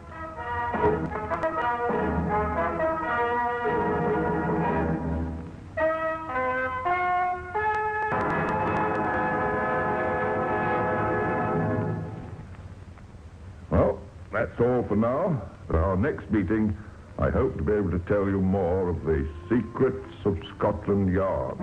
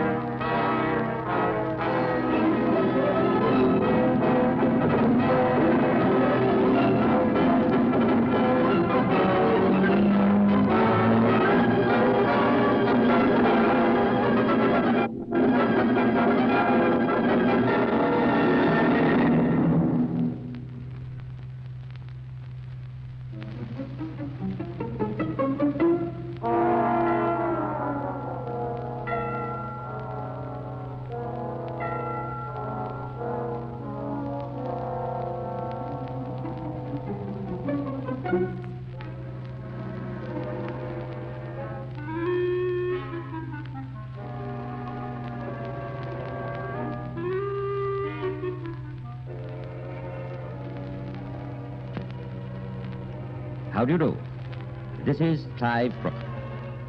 Today I want to tell you something about the Special Branch of Scotland Yard. I expect you've heard of it. Judging from some detective novels, you'd imagine it consisted of a group of super Sherlock Holmeses who are called in when everything else has failed. But that is not true, is it, Percy? No, Clive. The Special Branch of Scotland Yard is a unit of a couple of hundred men who specialize in political crimes. They differ from their colleagues of the Criminal Investigation Department in that they must be able to speak several languages. In fact, the function of the Special Branch in official language is to guard the security of the state. Or, as the boys themselves put it, to clear up political nuisances. So today, a Special Branch man may find himself guarding the King or the Prime Minister, probing the antecedents of political refugee who seeks the protection of British nationality, tracking down the perpetrators of a bomb outrage, or sauntering among the guests at a royal garden party. Clive, why don't you tell them the story of the absent-minded professor? All right, Percy, I will. It's a story which shows the far-reaching significance of political crime and how, wherever an international conspiracy may start, sooner or later its tentacles will come within the reach of the long arm of the Special Branch of Scotland Yard.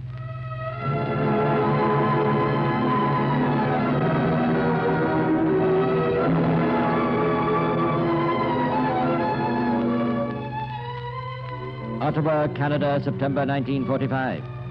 One war is over, but for at least one of the great powers, another war, a secret war of information, a nerve war, has never ceased.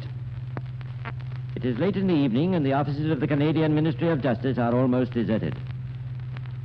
The last few employees are on the way home, and one of the officials is evidently trying to get rid of a late visitor.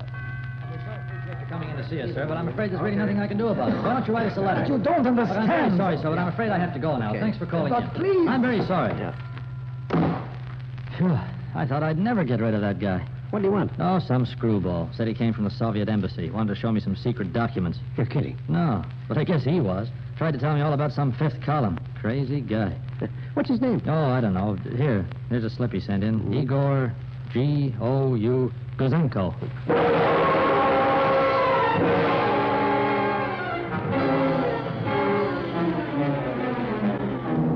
Igor Guzenko, 25-year-old cipher clerk, employed in the code room of the military section of the Soviet embassy in Ottawa. Igor Guzenko, a man whose story was to shock the world, a man whose information was to bring to justice traitors of three nations, who had endeavored to betray the Allies' greatest secret, the atom bomb.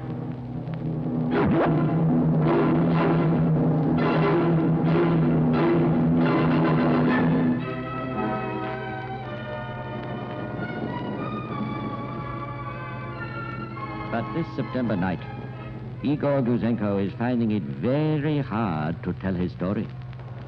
Nobody believes him. And yet all the time he knows that at the Soviet embassy his desertion will have been discovered. Already his one-time colleagues will be moving into action against him. What can he do? To whom can he turn?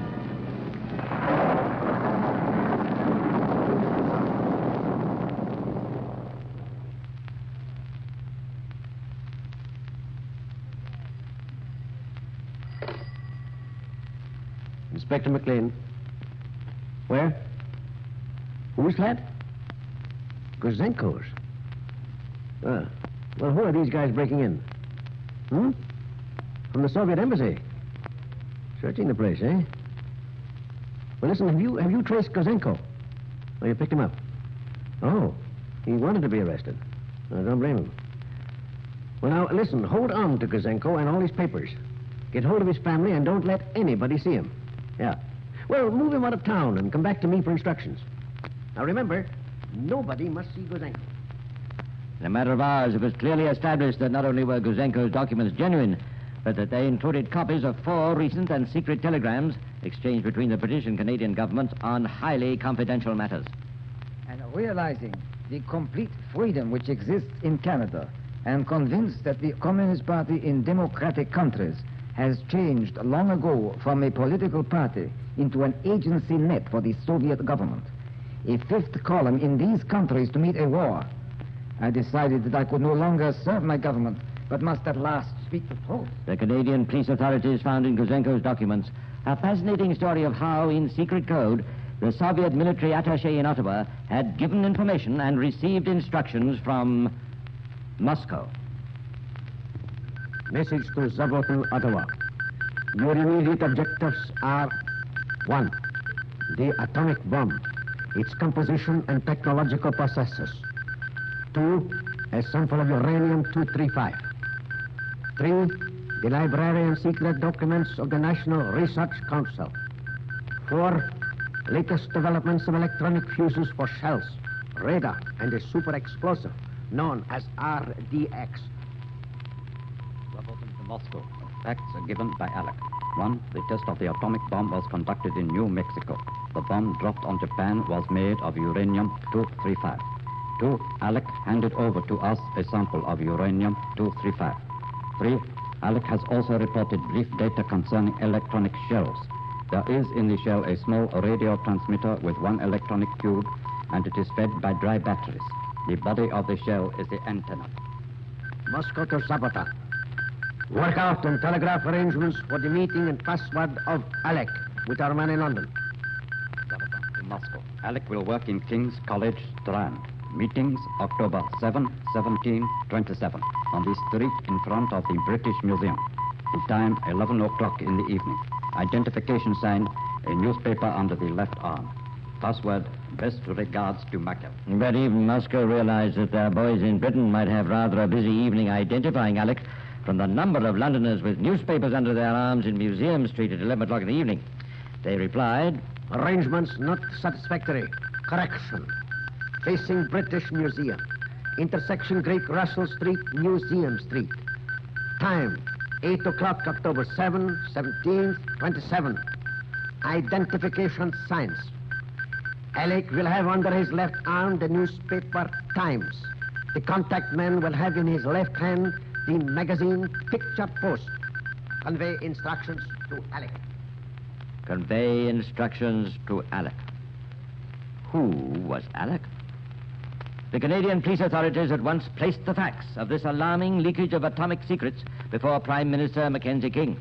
Realizing the grave implications of the plot, Mr. King hastened to Washington to acquaint President Truman with the situation. 4 days later, the Canadian Prime Minister crossed the Atlantic and repeated the story to British Premier Mr. Clement Attlee.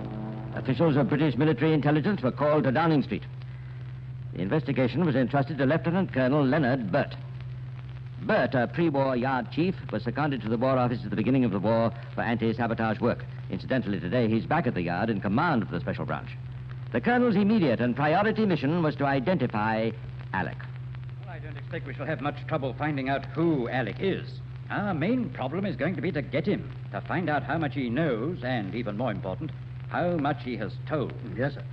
Now, let's have a look at those cables again. Here we are.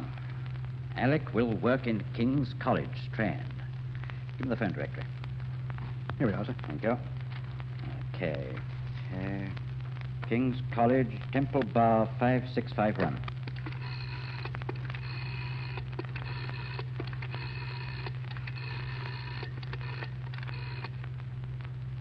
Hello, King's College.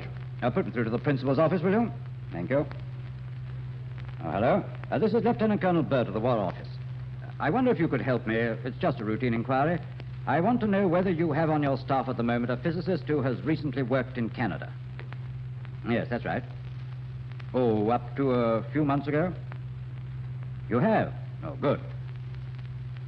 I see, yes. Yes, that's right. He went with a research group on a project in Montreal, and he's just come back to London. Good. Now, what's his name? Dr. Nunn May. Thank you, that'll be all. Sounds like our man. And October the 7th looks like our day, sir. 4 days from now, we'll have to get busy. As October the 7th approached, a number of well-built but unobtrusive men began renting rooms in Museum Street.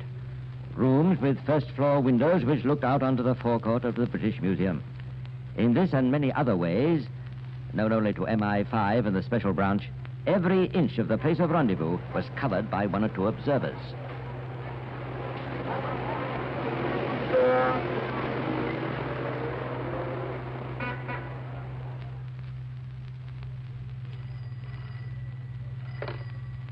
Inspector Burt? Sergeant Wilson here, sir. All right, Wilson. I know you haven't seen him. Not a sign, sir. That's not surprising. I've just had a report from the man who shadowed him from King's College. He left there at 6:30, went straight home, had supper, and according to his last call, he's now sitting in front of the fire, doing guess what? Search me, sir. Playing patience. Playing patience. And if anybody knows how to play patience, it's the men of the Special Branch. On October the 7th, they drew a blank, but they still had two more chances. Dr. Nunn May was shadowed constantly, but always unobtrusively. On October the 17th and again on the 27th, the watchers by the British Museum kept their vigil. But Dr. Nunn May did not keep his appointment. It's no use, Wilson. He must have been warned. Do you think he's suspicious, sir? Oh, he may know he's being watched, but I don't think so. Not yet, anyway. What do you mean, not yet, sir? I think it's about time Dr. Nunn May and I had a little talk. I'm going round to King's College. How do you do, Professor? My name is Burt, Inspector Burt of Military Intelligence. How do you do? Military intelligence, did you say? Oh, that's right. I don't want to waste your time, Professor, so I'll come straight to the point. Are you aware that there's been a leakage of confidential information in Canada relating to atomic energy? Really, Inspector? I don't know what to say. Certainly, it's the first I've heard of it. The first you've heard of it? Of course, I must say, Inspector, that I don't read the papers very much. I wasn't suggesting that you'd have read it in the papers. I was wondering whether you'd had some first-hand knowledge. What do you mean, Inspector? Just this. I want you to answer one or two questions for me. During the period you spent in Canada in connection with the Atomic Energy Commission, were you approached at any time or by any person to give information concerning your work? Certainly not. And I think I should say, Inspector, that if the department of the War Office you represent is concerned with counter-espionage or anything of that nature, I'm not prepared to answer any of your questions. But you do say that you were not approached and did not give any information whatsoever. That is correct. Inspector Burt sensed that despite his answers and his bold front, the little professor was rather worried. When the Special Branch finds that a suspect is worried, they usually proceed to worry him just a little more. All right, Wilson. There are your instructions starting tomorrow. I want the men in Stafford Street and everybody who's covering Nunn May to change their technique. So far, their aim has been to be as unobtrusive as possible.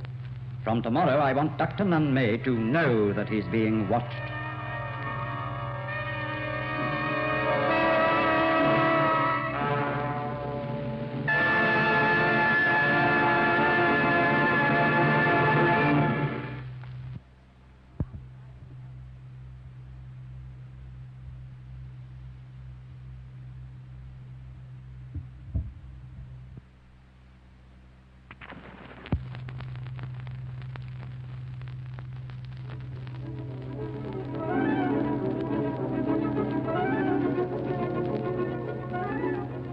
And so the men of MI5, under the direction of Inspector Burt, began the next phase of the war they were conducting against the little professor. In the next few days, the shadowing was performed in a manner scarcely creditable to the reputation of Scotland Yard. Meantime, a message had been sent to the Royal Canadian Mounted Police, who were instructed to inquire how closely Dr. May's travels had fitted into the pattern outlined for Alec in the cables which had been intercepted between Moscow and Ottawa. Royal Canadian Mounted Police to Burt, Special Branch, Scotland Yard. Information supplied by Dr. John Douglas Cockcroft, Chief of the Atomic Energy Project at Montreal, shows Dr. May made several trips to the nuclear research laboratories of the Manhattan Project at Chicago, coinciding entirely with the reports from Alec. Dr. May left for England within a few days of his last trip to the research laboratories and is scheduled to return for a month's work next year. Everything checks up with the information in our possession concerning Alec. And the signal goes on to say that no other scientist has followed the same schedule or is planning to return next year. Yes, everything fits. It must be Dr. Nunmay. Meantime, officials of the United States Federal Bureau of Investigation had entered the story. The information concerning Dr. May was sent to the headquarters of the Manhattan Engineer District in Washington, D.C. One of the fundamental principles of United States military intelligence is that personnel on secret projects are entitled to know only as much as they require to carry on their work. Thus, months before, when the National Research Council of Canada had proposed that Dr. May be allowed to visit the United States for 1 month, the application had been placed before General Groves personally. The general had sent for the file on Dr. May. It included the information that Dr. May had already visited the Chicago Atomic Research Laboratories 3 times, and that this third visit occurred between September 25 and October the 30th, 1944. He carried on extensive work in collaboration with other scientists in a highly secret and important new field. His work resulted in a research report in which he collaborated with an American scientist. To Groves, a 4th visit by May to the United States ran counter to security principles, for it would allow him to know too much of what was going on in widely separated projects. Accordingly, the answer had gone back, polite but firm, no. If vital secrets in the field of atomic energy still rest secure, credit must be given to General Groves' decision to bar Dr. May. For as the Canadian Royal Commission of Inquiry had stated, the Soviets failed to obtain details on the structure of the atomic bomb only because there was no one in Canada who could tell them. That all this was in the future. Back in London in September 1945, Lieutenant Colonel Burt had still to complete his case against Dr. Nunmay. After waiting for 1 more week, during which the professor must have been well aware that he was being shadowed by the Yard, the colonel went back to see the professor again. So you see, Professor, I thought it would be a good idea if I came back to have another little talk with you. Yes. Yes. You see, I wanted to tell you that we know that you had an appointment to meet someone in the vicinity of the British Museum shortly after your return from Canada. Well? Who was that person? And why didn't you keep the appointment? Yes, you're quite right. I didn't keep the appointment. And who was the person? When I came back to London, I decided to wash my hands of the whole business. What business? The matter this person was going to see me about. It's no use, Professor. You see, we know too much. I tell you, I have nothing more to say. I think you will have something more to say. And I am quite prepared to wait until you are ready to say it. I absolutely refuse. If you think you can persuade me into making some sort of statement... Inspector Burt didn't think. He knew. He realized that a man like Dr. Nunmay, conscious of the fact he was being followed, nervous and frightened, would in the end have to come clean. Well, Dr. Nunmay didn't tell the whole truth, but at least he started to tell part of the truth, and at the end of this interview, he gave a long statement. About a year ago, whilst in Canada, I was contacted by an individual whose identity I declined to divulge. He called on me at my private apartment in Swale Avenue, Montreal. He apparently knew I was employed by the Montreal laboratory, and he sought information from me concerning atomic research. I gave and had given very careful consideration to correctness of making sure that development of atomic energy was not confined to the USA. I took the very painful decision that it was necessary to convey general information on atomic energy and make sure that it was taken seriously. For this reason, I decided to entertain a proposition made to me by the individual who called on me. After this preliminary meeting, I met the individual on several subsequent occasions in Canada. He made specific requests for information which were just nonsense to me. What do you mean by that? I could not understand what he was talking about. Did he ask you for samples of uranium? Yes, and for information generally on atomic energy. And do you admit to giving him samples? Yes.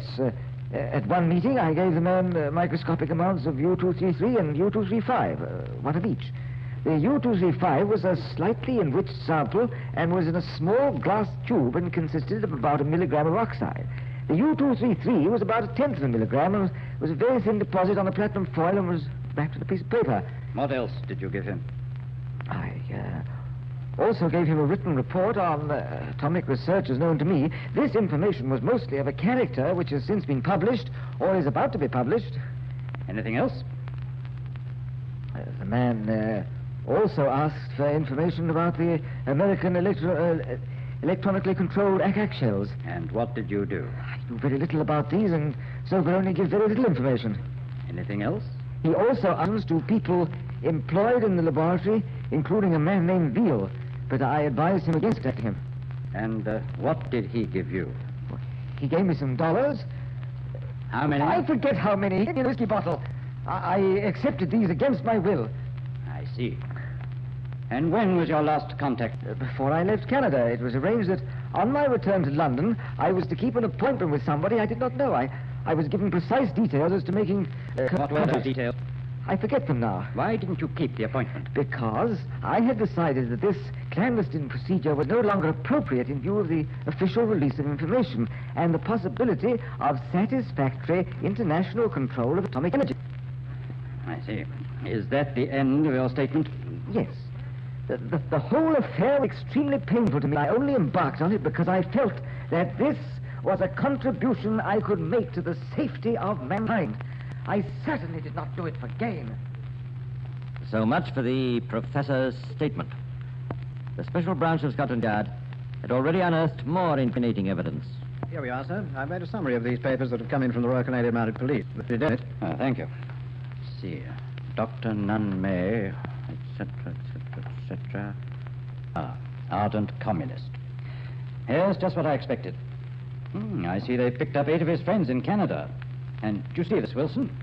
Definite statements. The doctor visited other atomic projects at the request of the Soviet embassy. Well, I think our case is ready now.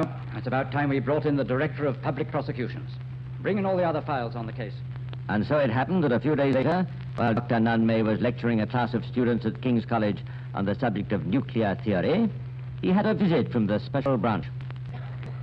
And that, I think, brings us almost to the end of our work today. We have, of course, only touched upon one phase of the subject of nuclear theory. And I hope that tomorrow afternoon I shall have the chance of dealing with chapters 7 and 8 in the papers under discussion, and that we manage to write a lot of ground. That will be all.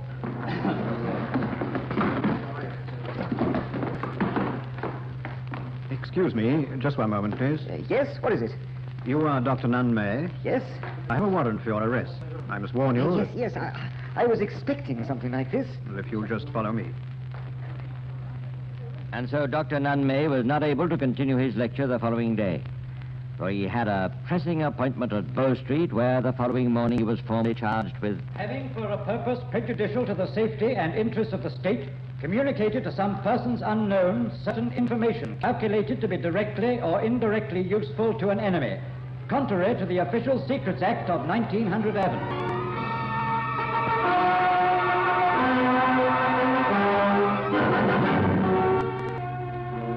At the Old Bailey, Mr. Justice Oliver said, I have listened with slight surprise to some of the things learned counsel has put before me. The picture of you as a man of honor who had only done what you believed to be right. I do not take that view at all. How any man in your position could have had the crass conceit, let alone the wickedness, to arrogate to himself the decision of a matter of this sort, where you yourself had given your written understanding not to do it, and knew it was one of the country's most precious secrets, when you yourself had drawn and were drawing pay for years to keep your bargain with your country. That you could have done this is a dreadful thing. I think that you acted not as an honorable man, but as a dishonorable man. I think that you acted with degradation. Whether money was the object of what you did, in fact, you did get money for what you did. It is a very bad case indeed. The sentence upon you is one of 10 years penal servitude.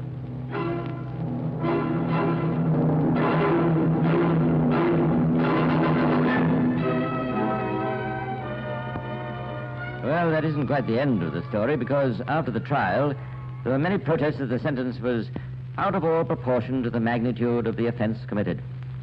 The Association of Scientific Workers issued a statement in which they declared, "We do not seek to justify Dr. May's breach of the Official Secrets Act, but we are convinced from our knowledge of Dr. May that his action was determined only by the principle that fundamental scientific data should have been shared with a country that was not only friendly, but a fighting ally.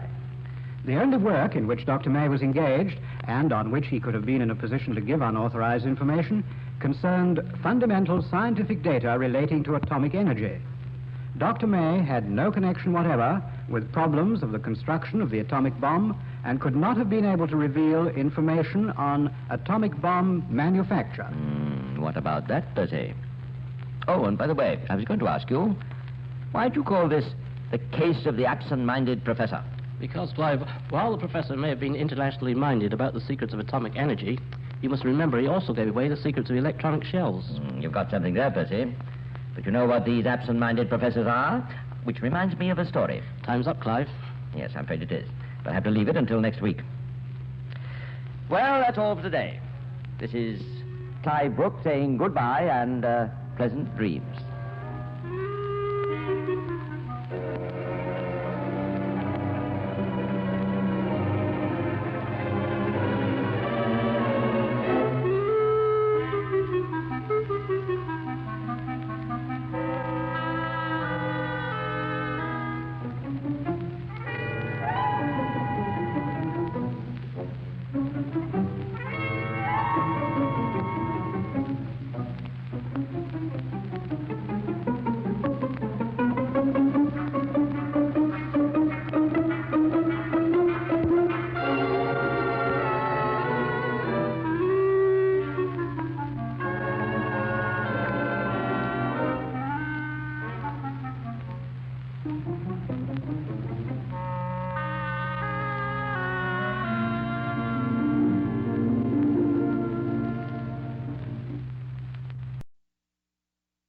Murder at Moat House Farm.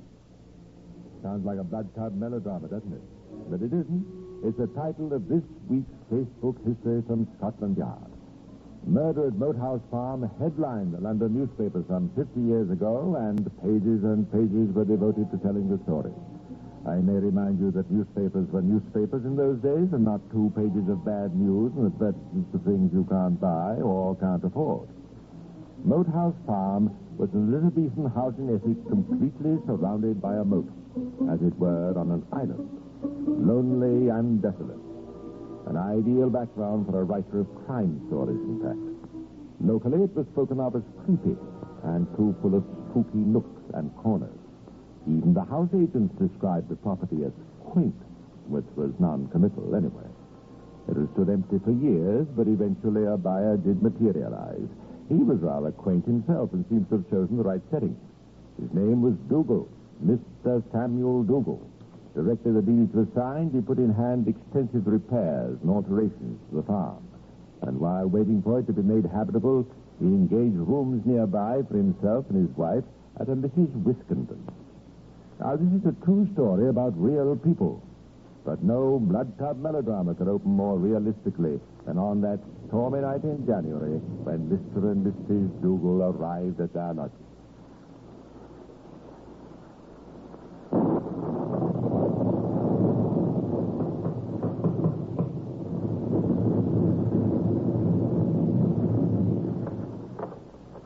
Mrs. Wiskenden? That's right. I'm Samuel Dougal. Oh, good evening. And this is my wife. Good evening. You got my Good evening. telegram? Oh, yes. Do come in. Oh, what a terrible night. Just leave the luggage there. I'll see it's taken up. Is this the little dog? Yes. I do hope you won't mind. He's very good and most obedient. Won't forget you. Oh, I love dogs. Do come straight in. You must be frozen. I've a nice fire and supper nearly ready. Now, that is kind of you. What a cozy little room. Isn't this nice, Camilla? Just what we need, eh? Are you feeling all right, sweetheart? Here, let me take your coat. You'd like some tea, I expect. I would, thank you, more than anything. Now, go and get the kettle on. Ah, that's better. Well, so far, so good. We ought to be all right here until the farm's ready. I'm in no hurry, Samuel. When we passed the house just now, I found myself almost wishing you hadn't been so anxious to take it. Oh, I don't know, but it made me shudder. Oh, nonsense, darling. When it's all cleaned up, you'll love it. Besides, Samuel, it cost me too much money. Oh, my dear, it's a very sound investment. There's always a market for these genuine old places. We shan't see many people either, shall we? It's so very isolated. Just the place for a runaway couple. We'll buy a trap and drive into town sometime. What do you say? Oh, yes, Percy. Yes, please. By Jove, that looks good. If you're going to spoil us like this, Mrs. Whiskerton, well, I shall never get my wife to the farm. Oh. Now, come on, dear. You'll gather that Sam was quite a cheerful fellow, with somewhat of an appeal to the ladies. Mrs. Whiskerton even found him fascinating. And what of his wife, Mrs. Dougal? I'm afraid he didn't think him so fascinating. In fact, she thought he was But I must hasten to point out that the lady Sam had brought with him wasn't his wife. He deserted her long ago. But a misguided Miss Holland, whom he had persuaded to run away with him. This, of course, was not known to the landlady, Mrs. Whiskerton. During their stay, she found them a most devoted couple, and she got on especially well with the lady. In fact, when the time came for them to move to the farm, the parting was quite touching. The cat's here, Mrs. Dougal. Oh, thank you, Mrs. Whiskerton. Darling, you wait here till I get the luggage on. It's bitterly cold outside. Oh, dear, I do hate parting, don't you?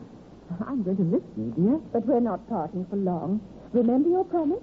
As soon as you can arrange things, you're coming to help us at Moat House Farm. Well, if you really would like me to.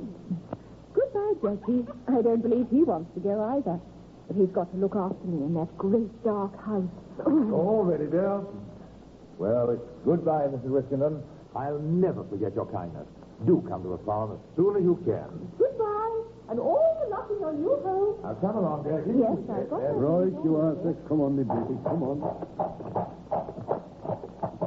Goodbye. You'll hear from me quite soon.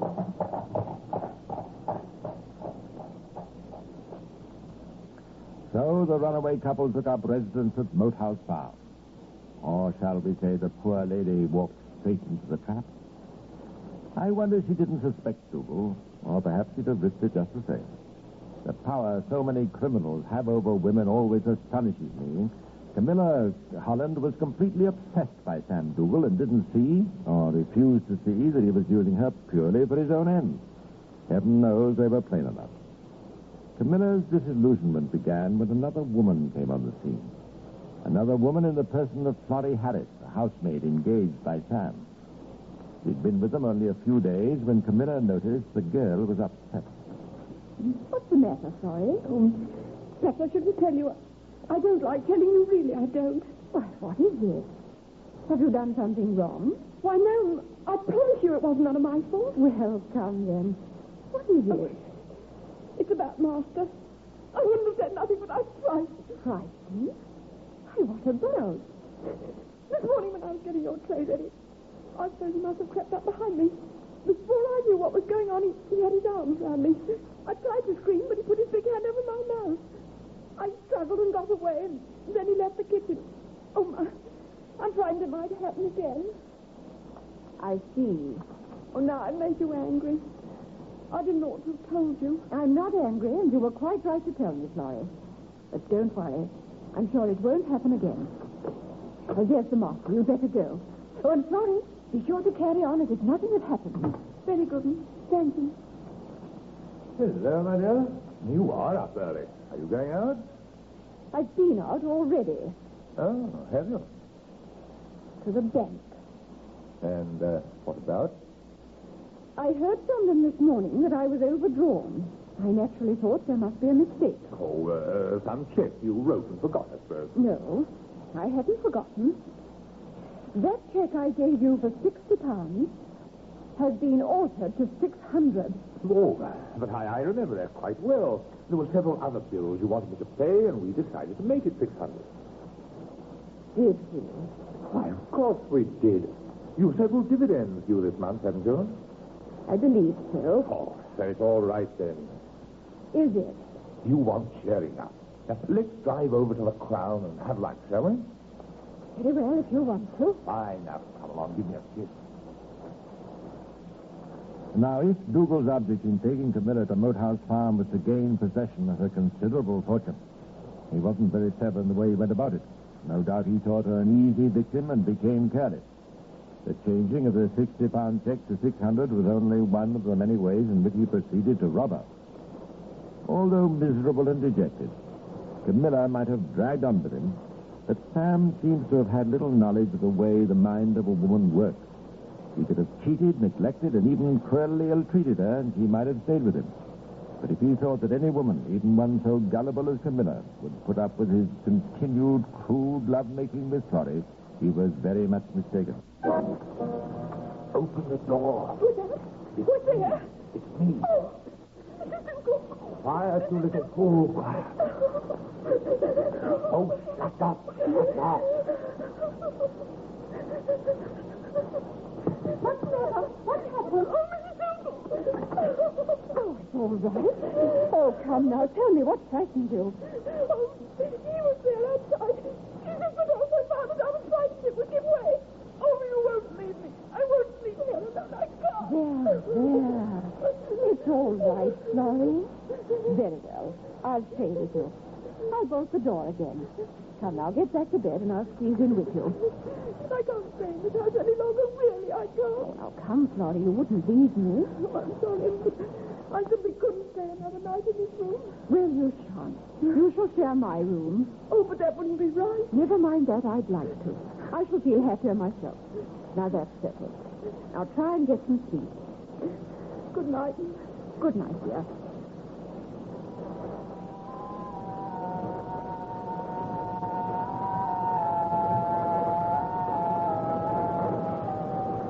But if the maid slept peacefully, we may be sure the mistress did not.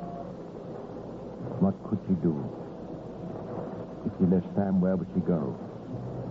She cut herself adrift from all her friends and all her relations when Sam persuaded her to run away with it. Now she felt outraged. She must go carefully. Sam had control of most of her possessions. She must get advice from somewhere. Next day she'd go to town on some pretext. But she wouldn't say anything about Florrie to Sam, no. No, she'd go on just as if nothing had happened.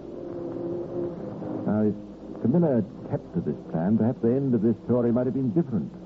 But alas, when the time came, Camilla couldn't resist making reproaches. She even went on to hint that she had plans that might prove very awkward for Sam. Who is the statesman who remarked, "I have never regretted anything I have not said"? If observed, that counsel would save much trouble in the world. For Camilla, that counsel might have saved her life. Next morning, Sam, spruce and seemingly very pleased with himself, came to Camilla's room. Good morning, good morning. Lovely day. How is my sweetheart? I'm quite well, thank you, Sam. Give me a kiss. No, please, Sam. Yes, I say. What's the matter? Nothing, Sam. Please leave me alone. Why should I leave you alone? What's this? Why have you got out your suitcase? Because I'm going to leave you. Oh, how could you? In my own home, and with a servant. Oh, that's it.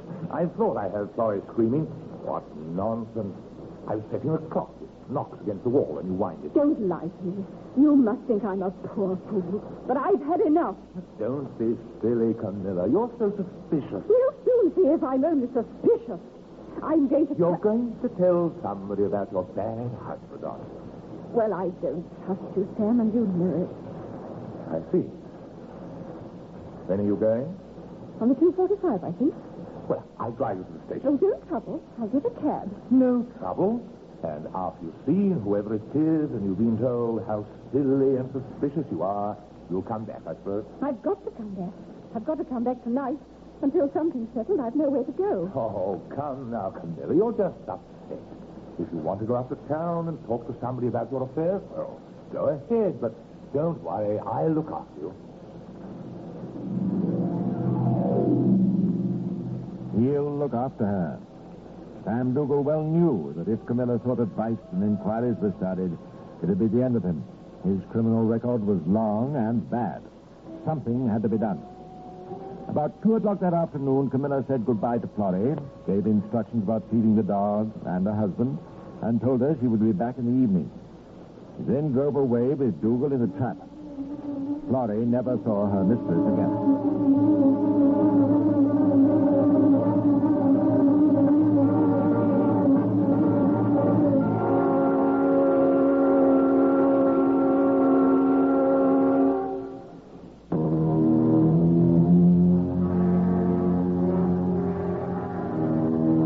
At 9 o'clock in the evening of the day Mrs. Dougal left for London, Sam told Florrie he was going to the station to meet the train. For a moment, Florrie was relieved at the thought of her mistress's return. But there was no sound of the departing trap, and Florrie suddenly became terrified. What was he doing? An hour later, Dougal appeared again. Your mistress has not returned. You'd better go to bed. The girl, now thoroughly unnerved, spent a night of horror. But Dougal left her alone. His time was fully occupied. Next day, he told Florrie he'd had a letter from his wife saying she was going to take a short holiday. Florrie saw no postman or letter. Apparently, Dougal thought it was enough for him to say anything to be believed. But Florrie could stand no more. Her mother took her away that morning. So you see, things so far had worked out very well for our Mr. Dougal. Although Camilla had vanished into thin air, her dividends arrived regularly. Forgery had always proved a profitable sideline for Sam. He settled down to enjoy the kind of life he liked: fine house, no work, steady income. He also engaged a series of female servants of a certain type, which, shall we say, didn't add to his reputation as a worthy citizen. But otherwise, he continued to live at Moat House Farm as if nothing unusual had happened. This, to say the least of it, was tempting fortune a little too far. A profligate whose wife had mysteriously disappeared was the breath of life for local gossip. And as time went on, this gathered momentum. Our old friend, Mrs. Wiskenden, for instance, had something to say. Oh, my dear, such a strange thing happened. When Mr. and Mrs. Dougal stayed with me, you remember my telling you about her little dog? Yes, of course. You told me how fond you was of her. That's right. Jackie. Remember? Yes. Well, the other night, I thought I heard a dog whining. Mm-hmm. I looked out, and there he was on the step. And when I patted him, he began to howl. That is queer. Yes, very mournful. Made me shudder. I finally got him to stay, but I felt so upset that I wrote to Mrs. Dougal. What did she say? Well, she didn't reply. Oh. But next day, Mr. Dougal called and took Jackie away. Of course, I asked him about his wife, but I couldn't get anything out of him. Well, nothing satisfactory anyway. I've not seen her for ever so long. Nor have I. You know, it's stupid of me. I keep hearing that little dog howling, and I have a funny feeling that something's wrong. Don't. You give me the creep. Yes, it is funny. Where is Mrs. Dougal, I wonder?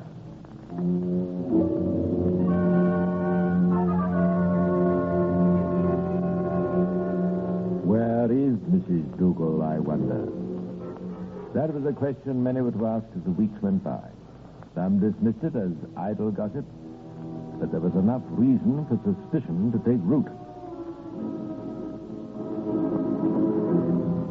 She's left him, that's all, and I don't blame her. Funny couple anyway. He's not her sort. Ask her money if you ask me. Mrs. Dougal, Mrs. Nothing. He's not married to her. She's a Miss Holland. My dear, what do you think? You know that Mr. Dougal everyone's talking about? I hear he's locked his wife up in Moat House. Yes, Mrs. Dougal. He says she's gone on holiday. If she's left home for good, why does the postman go on delivering letters for her? What's happened to her, then? He's done her in, that's what. Where is Mrs. Dougal? Mrs. Stevens says she's seen the new girl he's got up there wearing one of Mrs. Dougal's coats. I wouldn't be surprised what he's done. Where is Mrs. Dougal? They ought to search the house. Where is Mrs. Dougal? He's murdered her, all right. Why don't the police do something? Where is Mrs. Dougal? What's he done with the body? That's what I want to know. Where is Mrs. Dougal? Where is Mrs. Dougal? Where is Mrs. Dougal?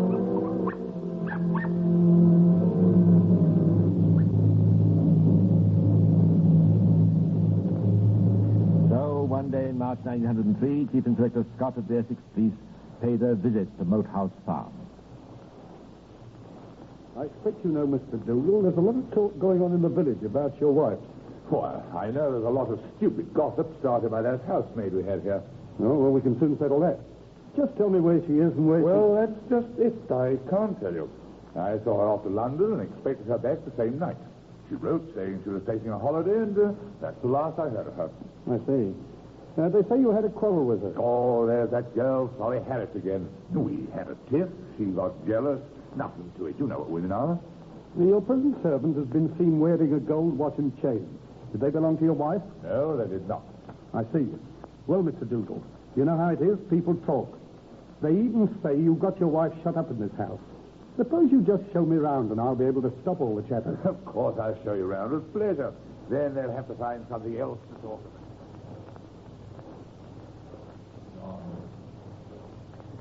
Chief Inspector Scott found nothing to arouse his suspicions, but Dougal, it seems, was not completely satisfied with his easy acceptance of his story and decided, rather late in the day, to make his getaway.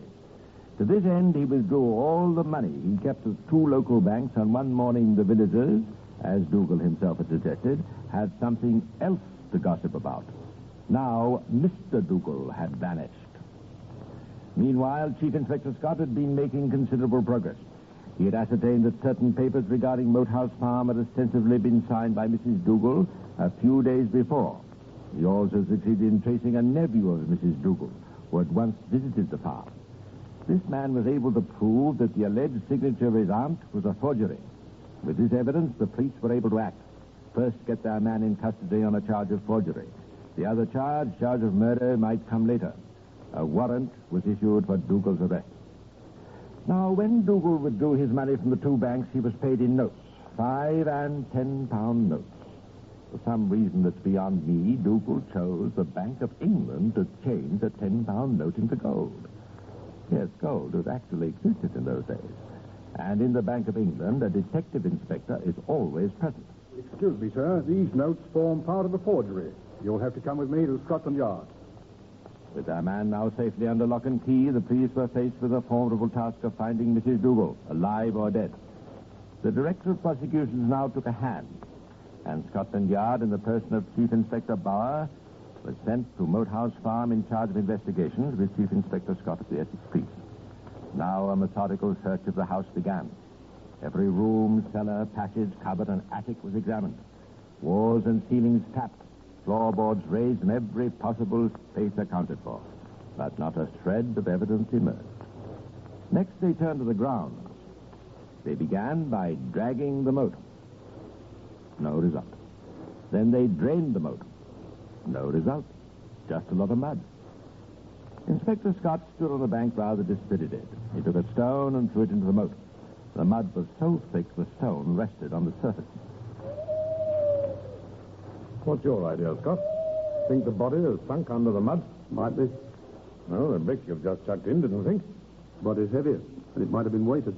Well, mud's only in the center. How'd the body get out so far? Dougal may have waded out with it. Well, you certainly asked for punishment. On we go, boys. Digging down into the mud in the moat was proceeded with during wet and misty weather, a gruesome and most unpleasant task. But no result. Scott had a fine team of men, and when he called them off after 5 days of dreary disappointment, he began to feel that they might be completely on the wrong track. One night after dinner, Scott and Bauer lit their pipes and took a stroll round the grounds. You know, this garden here might be very pretty if it was looked after. Good soil, nice shrubs. Yeah, funny the way the soil there is. Look at that strip down there where that little dog's lying. Those bushes, sort of stunted. Eh? Oh, no, they're not stunted, they're young. Wait a minute. Look at the turf. That's new, too. I'll bet that wasn't sown many months ago. Well, now, it's quite a long strip. 5 to 10 yards. Leads to the moat. Here, I'm going to go down. Yes. Give us a hand. We'll be careful. You know what I think it is? It's a ditch that's been filled in. Filled in? Filled in. Think we ought to dig it out? I think we ought to. Then we'll get the boys started in the morning. But the boys didn't want to start in the morning. They wanted to start that night. The earth was not fully settled in the newly filled-in ditch, and they made good progress. Rather a grisly spectacle. A team of 5 or 6 men, the journalist standing there agog, waiting for news that the crime had been solved. The men dug down a foot, 2 feet, 3 feet, 4 feet. A feeling of failure spread through the company. The journalist walked off to get a drink. The digging became slower. At 4.5 feet... Go and get some rest, boys. I don't want you dead, too. Yes, there's no use breaking your back. There's nothing here. We'll pack up in the morning. All right, guys. Inspector. Oh, come on, Bill.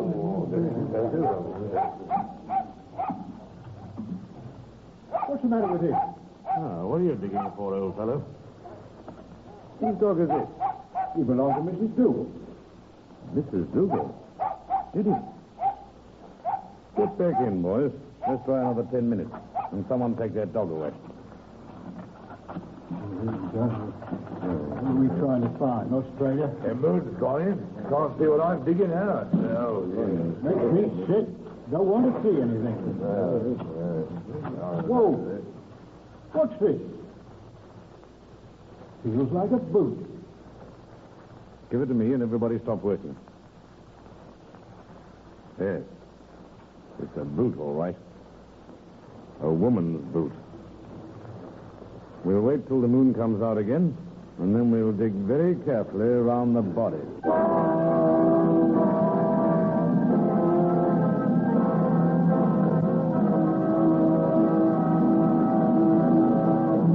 Next morning, everybody had the answer to the much-repeated question, where is Mrs. Dougal? Murdered and buried in a ditch. The Scotland Yard expert, Dr. Trevor, was called and testified that the cause of death was a bullet shot in close quarters. Dougal was proved to have had in his possession a revolver of similar caliber.